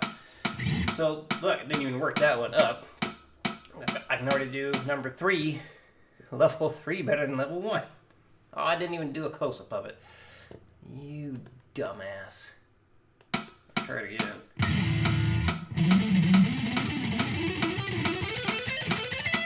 There we go. Oof. So 180 bare bones minimum. That's what I go for with people when doing this sort of thing. Yeah, 180. Burns challenge probably showed me I can't reach 180, but there you go. Absolutely. Absolutely. Oof. Okay, continuing. So level 4 is next. And then final licks like this one here for level 4. I don't know. Oof. And final licks like this one here for level 4. Okay.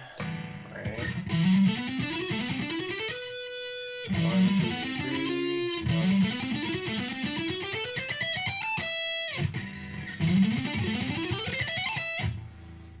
That's tough just because of constantly changing strings like that. Have to do the old two-way slanting thing.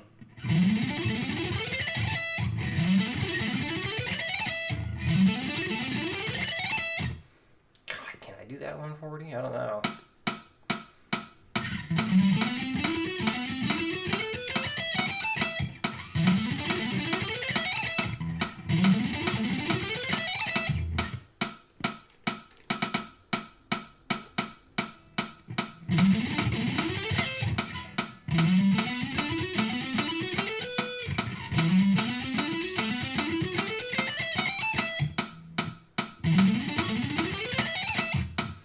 So, might be able to say I can do the level 4 lick more easily than all of them. And then I go and do that.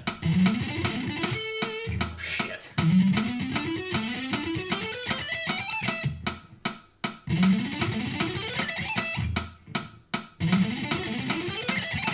There we go. Can I hit 160? Yes, I can.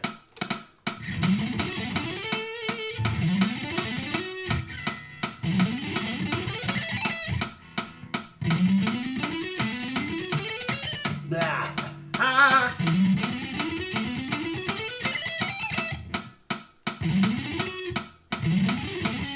Oh boy, I might not be able to get this one. Come on.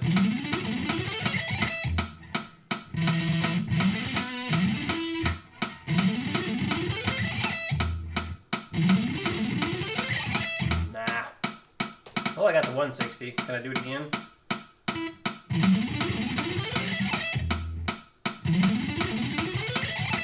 Cool.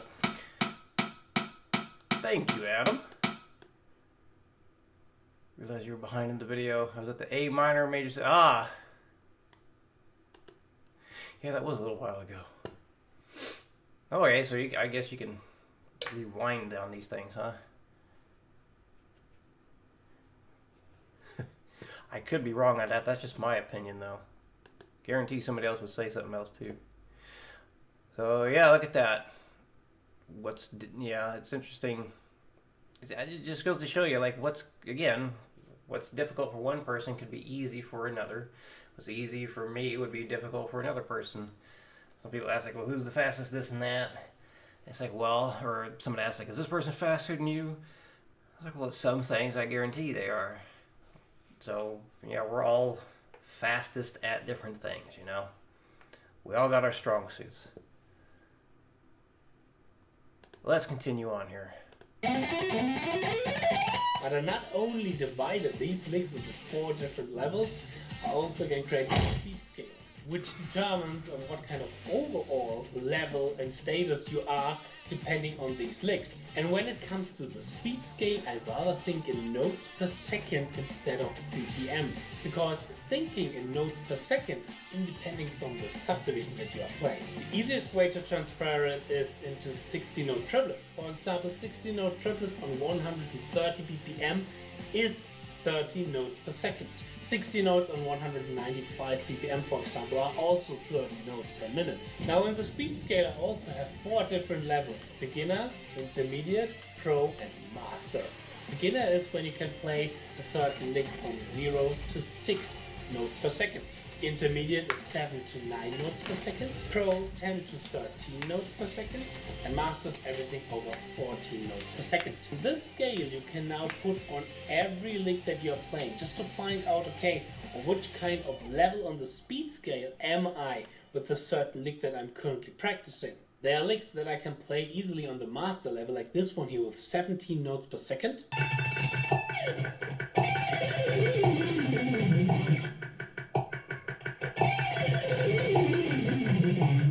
And there are licks that I only can... Yeah, I couldn't do that. Like, we already just saw that. Basically, that was like his level 1 lick that he just showed a second ago. I can't do that. Play on an intermediate level, or maybe a pro level, or even a beginner level. So this is one really easy and cool way for me personally to find out which kind of level I am in a certain lick or in a certain situation. Now the next thing that we have to know is, do we actually know how to pick correctly? Do we know how we are holding the pick, or how we should hold the pick? Do we know how the muscle works here in the arm, and how certain tension situation works and everything else? And therefore I highly recommend to check out 2 big videos. They are really long. One is over 1 hour long, the other one is over 2 hour long. But I highly recommend to watch both of them because they are mind-blowing. First one is the big picking video from Untitled Chapter, and the second one is my ultimate guide for speed picking. When you have watched these 2 videos, you will definitely have new knowledge about picking that you can reflect on yourself to see, okay. I do have his ultimate speed picking video marked. Moombio, hello. It is. It says first time chat. You're catching the trail end of the stream. We are almost done. But yeah, I got Justin's 1 hour long speed picking thing in the watch later. I've been hesitant to do that one because of how long it is. I mean, if it's a 1 hour video and we're going to be talking and we're going to be responding to stuff the whole time, it could be like a 3 hour stream. So I don't know.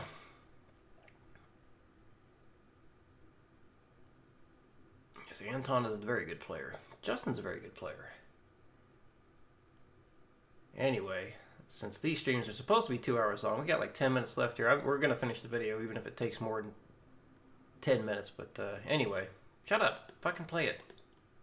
Do I even know what I'm doing here in my right hand? Okay, now after we've done this, now actually really comes the easy part. Because what I said at the beginning is actually a little bit true. The following exercise is only based on practicing a right hand. So this is no lick, no etude, no workout, no whatsoever. We're now getting really deep into only our right hand. This means this hand is doing absolutely nothing.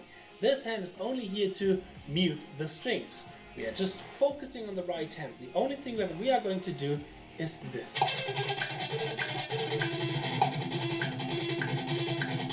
For 10 minutes every day. Now, but there's of course a system behind this. For example, I had certain licks, a certain situation where I was able to play it in the pro kind of area, but I was not really happy with my outcome. I tried, for example, to play this lick here on 160 ppm. And it did not work. It sounded... I want to try it. I want to try it. I want to try it. I want to try it. So 160, I mean, so yeah, he's doing 6 notes a click. Hey, 160, that's what my metronome is. Oh, I don't even have the metronome up. Damn it. You idiot. Here I am, got the speed going. I'm not even showing what the frick it is. All those things I was doing, and you guys couldn't see what the metronome was. Professional over here. God damn it, whatever. Oh well. Shit. What did he just do? He just went up the scale? And then he ended it on...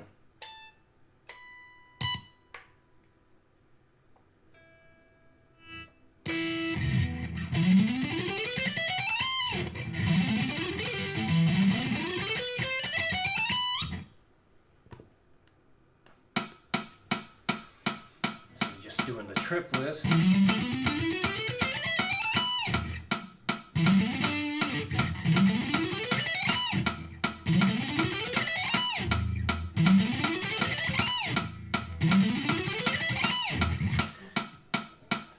Have I made my point?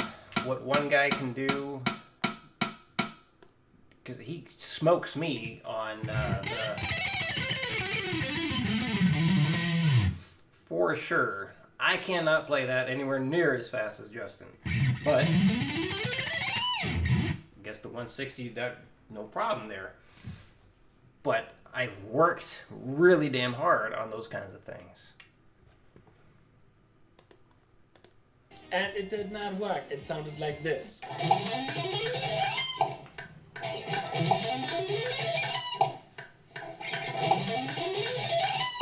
So I got the motivation to work on it. And then I subtract 60 BPM or 6 notes per second. And I start in week 1 with 100 notes per second. And what I'm doing here is that I take my guitar. Did he just say 100 notes per second? Did he mean 100 notes per minute? I set my metronome to 100 BPM and I play 60 note triplets for the next 10 minutes in all kind of variation. Running up and down the strings, string skipping, the Paul Gilbert lick, playing 3 notes per string, playing 6 notes per string, trying to go through all the different scenarios that I need to be able to play the final lick on 160 BPM. And after this, in the next week, I increased it to 10 BPM. So 1 week on 100 BPM, 1 week on 110 BPM, 1 week on 120, 130, 140, 150, until we have reached our target tempo, the 160 BPM. Now, this may sound boring, because the only thing that we're going to hear in the next couple of weeks for 10 minutes every day is this.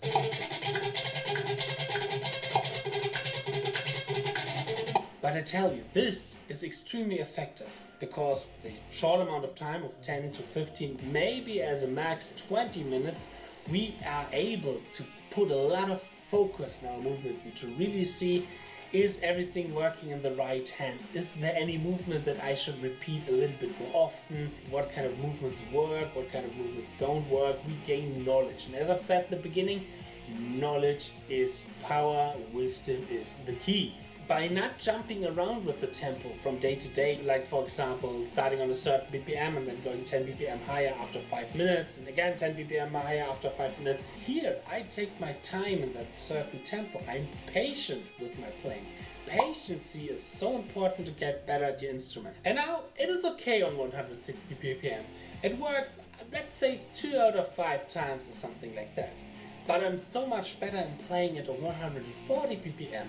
130 BPM, 150 BPM even, because I took my time with that. So again, for you, a few things to do that you have to do by yourself. Because even though certain YouTubers are promising it, the solution to a lot of problems is in your practice routine, not necessarily in a certain lick that you have to practice. I talked about that in my video, The Biggest Lie in Guitar Education.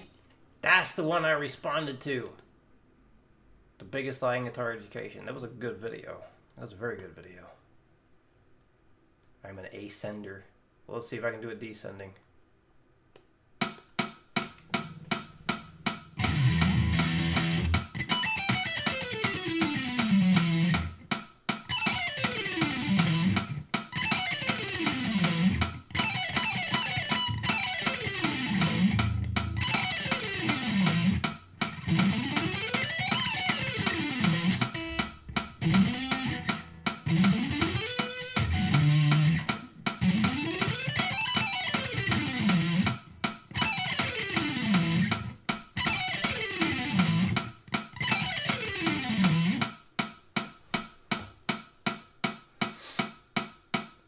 The ascending does feel a little bit easier.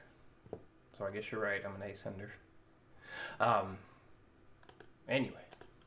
So again now, for you, find out which kind of picking scenario, picking situation you want to improve. And up next, is it 3-note per string? Is it 6-note per string? Is it a string skipping lick? Find out where you have your struggles and where you want to become better after 6 weeks. And then next is find your target goal. Find the goal where you want to be able to play this lick. Feel free to shoot for the stars, because even when you don't reach the stars, you will still land on the moon. And then subtract from that 60 BPM or 6 notes per second, again depending if you are playing 16 or 16 note triplets. They have to do a little bit of calculation, but when I can do it, I am really terrible in math, to be honest. You can do it too. And then it's easy. Start practicing, start developing, start progressing. Our journey is to become better, not to be the best, because improvement over perfection. And yes, I know, not everything will be solved with this, because as I've said, it's not black or white guitar playing. There's hand synchronization problems that probably roots in your left hand.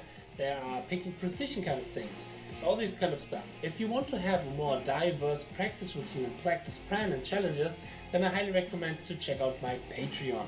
There I share with you certain exercises, certain information, certain interesting licks and ideas on a weekly basis. And with only €5, you can be part of this Patreon and support me as well. Alright, and so much for today's video. I hope you liked this little video. I can't wait to see your progress in the future. Feel free to subscribe, leave a like, leave a comment. I'm going to see you in my next video. Cheers, and power your progress. Bye. Whoops. Going from... What the fuck?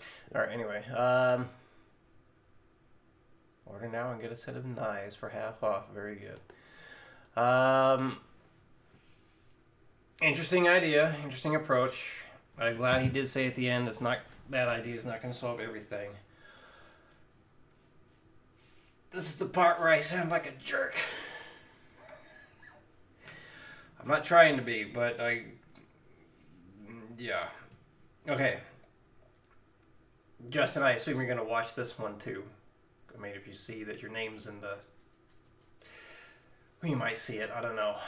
I think I just had the other video you did, the title in there. So I'm assuming you're going to watch this, and I'm going to act like I'm, well, trying to talk to you at the same time.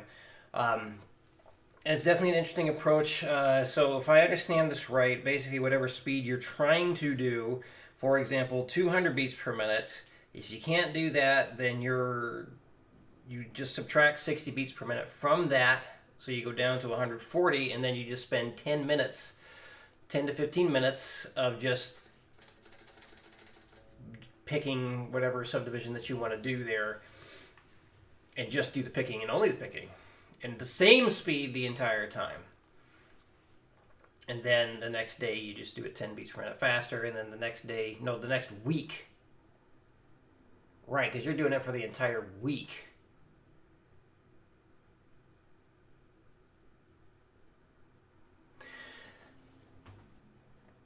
So this is one of the things I've had, I don't know.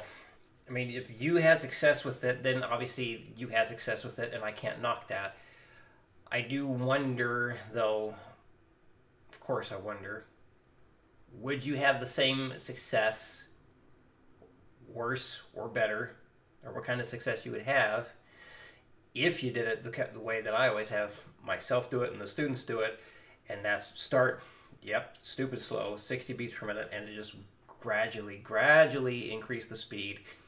Gradually, meaning you play it once correctly, bump it up, play it once correctly, bump it up. So you're just going up like 5 beats per minute. If you're doing 6 notes per click, though, I'm going to recommend most people do only like 2 beats per minute increase, because I think it's going to be too much for most people.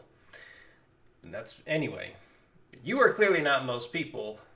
Again, I'm trying talking as I'm assuming Justin's going to watch this, so I want to talk like he is watching this right now, but also for people that are just watching this. So Justin is clearly not normal guitar player. He's very, very skilled, and he's put in a lot of work, so he absolutely knows what he's doing with that instrument. But very curious if he has done the same method that I talk about, and if it would be better. Because to me, I am not going to spend 10 minutes each day at the same tempo for that long and just do the picking. But I guess definitely see how you would get benefit from that, because you are getting used to that tempo. You're just getting really comfortable in that tempo. Kind of like what I refer to as the Cheers method, because I did something where when I was watching Cheers again, I would just put on the episode and then play at a speed, play whatever it was I was working at a speed that's challenging but still in control. And I did it for like the 20 plus minutes straight, just non-stop, just to drill the ever-living hell out of it. So he's basically, Justin's doing a similar thing to that, but it's just the picking and no note stuff. So I can see how that would work. But to me, that would be like really, if you really have to break a nasty-ass plateau.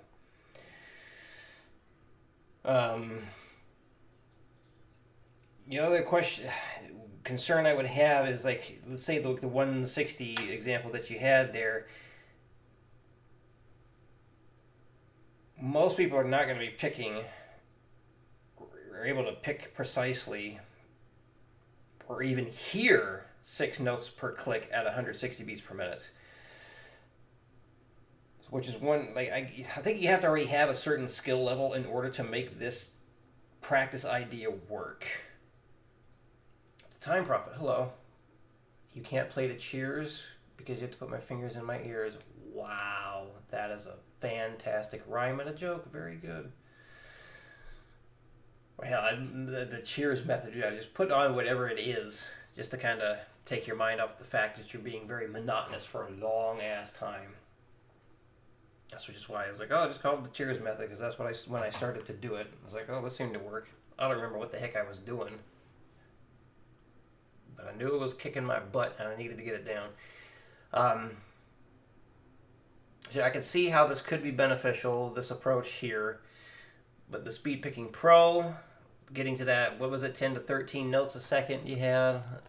Yeah, 10 to 13 notes per second.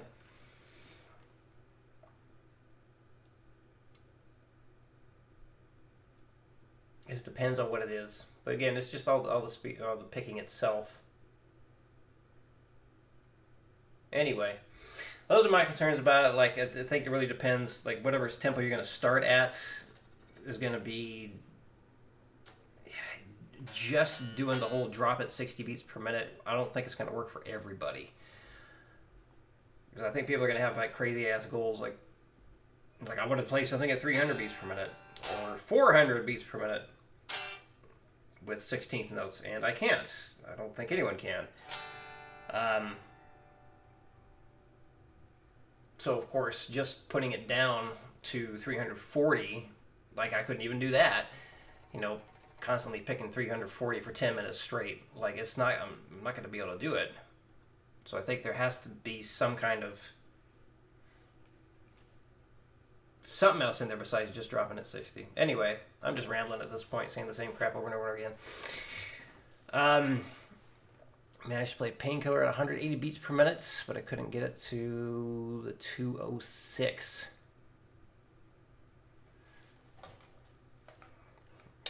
Do I even know that riff?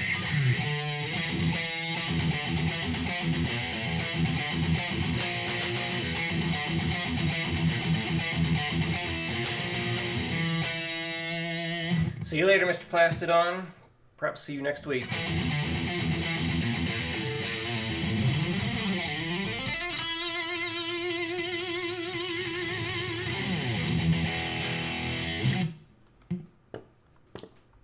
Now I'm curious, what is that riff? Alright, we're going to end with the Painkiller riff.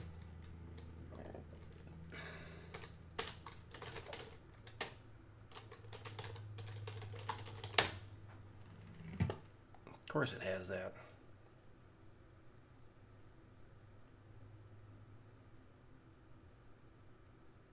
$120. Is it really that fast?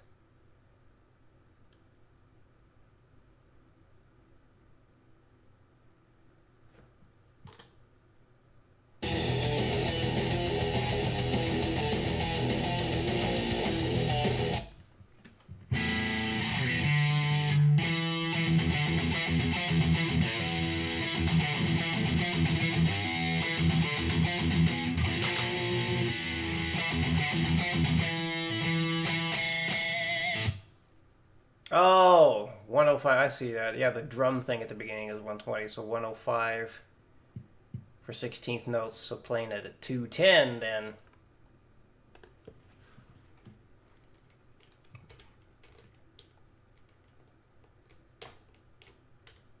Oh, hell, just do 105.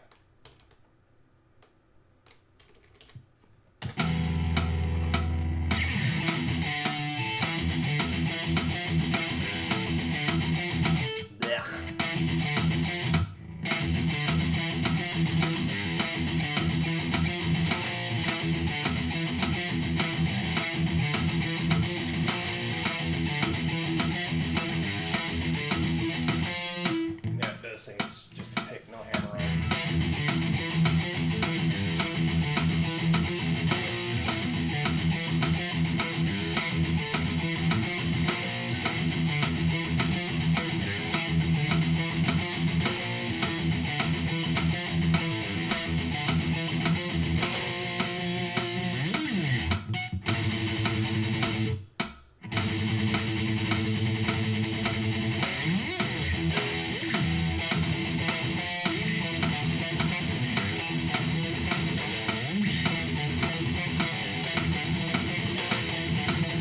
Anyway, enough of that. Alright, that's the end of the stream there. Don't hate me, Justin, I'm sorry. Overall, good idea. But, well,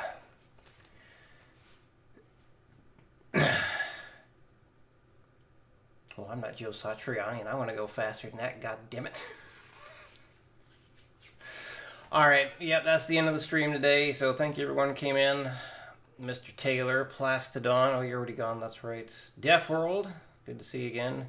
Thank you, Time Prophet and Adam. And we had Kayla a little while ago. And over on Twitch, we had Moombio, or is it Moombia? I don't know. I'm sorry, probably pronouncing that wrong. Anyway, there we go. Most likely we'll be streaming again next week. So, there we go. All right. And yes, for the Neapolitan Major stuff that we looked at during the stream, there is a pinned comment here, so you can download the scale stuff that was put together there to show the A major Neapolitan, or the A Neapolitan Major, and the hell was it? The D Lydian Dominant Flat 6? Hell of a mode name. Alright, see you again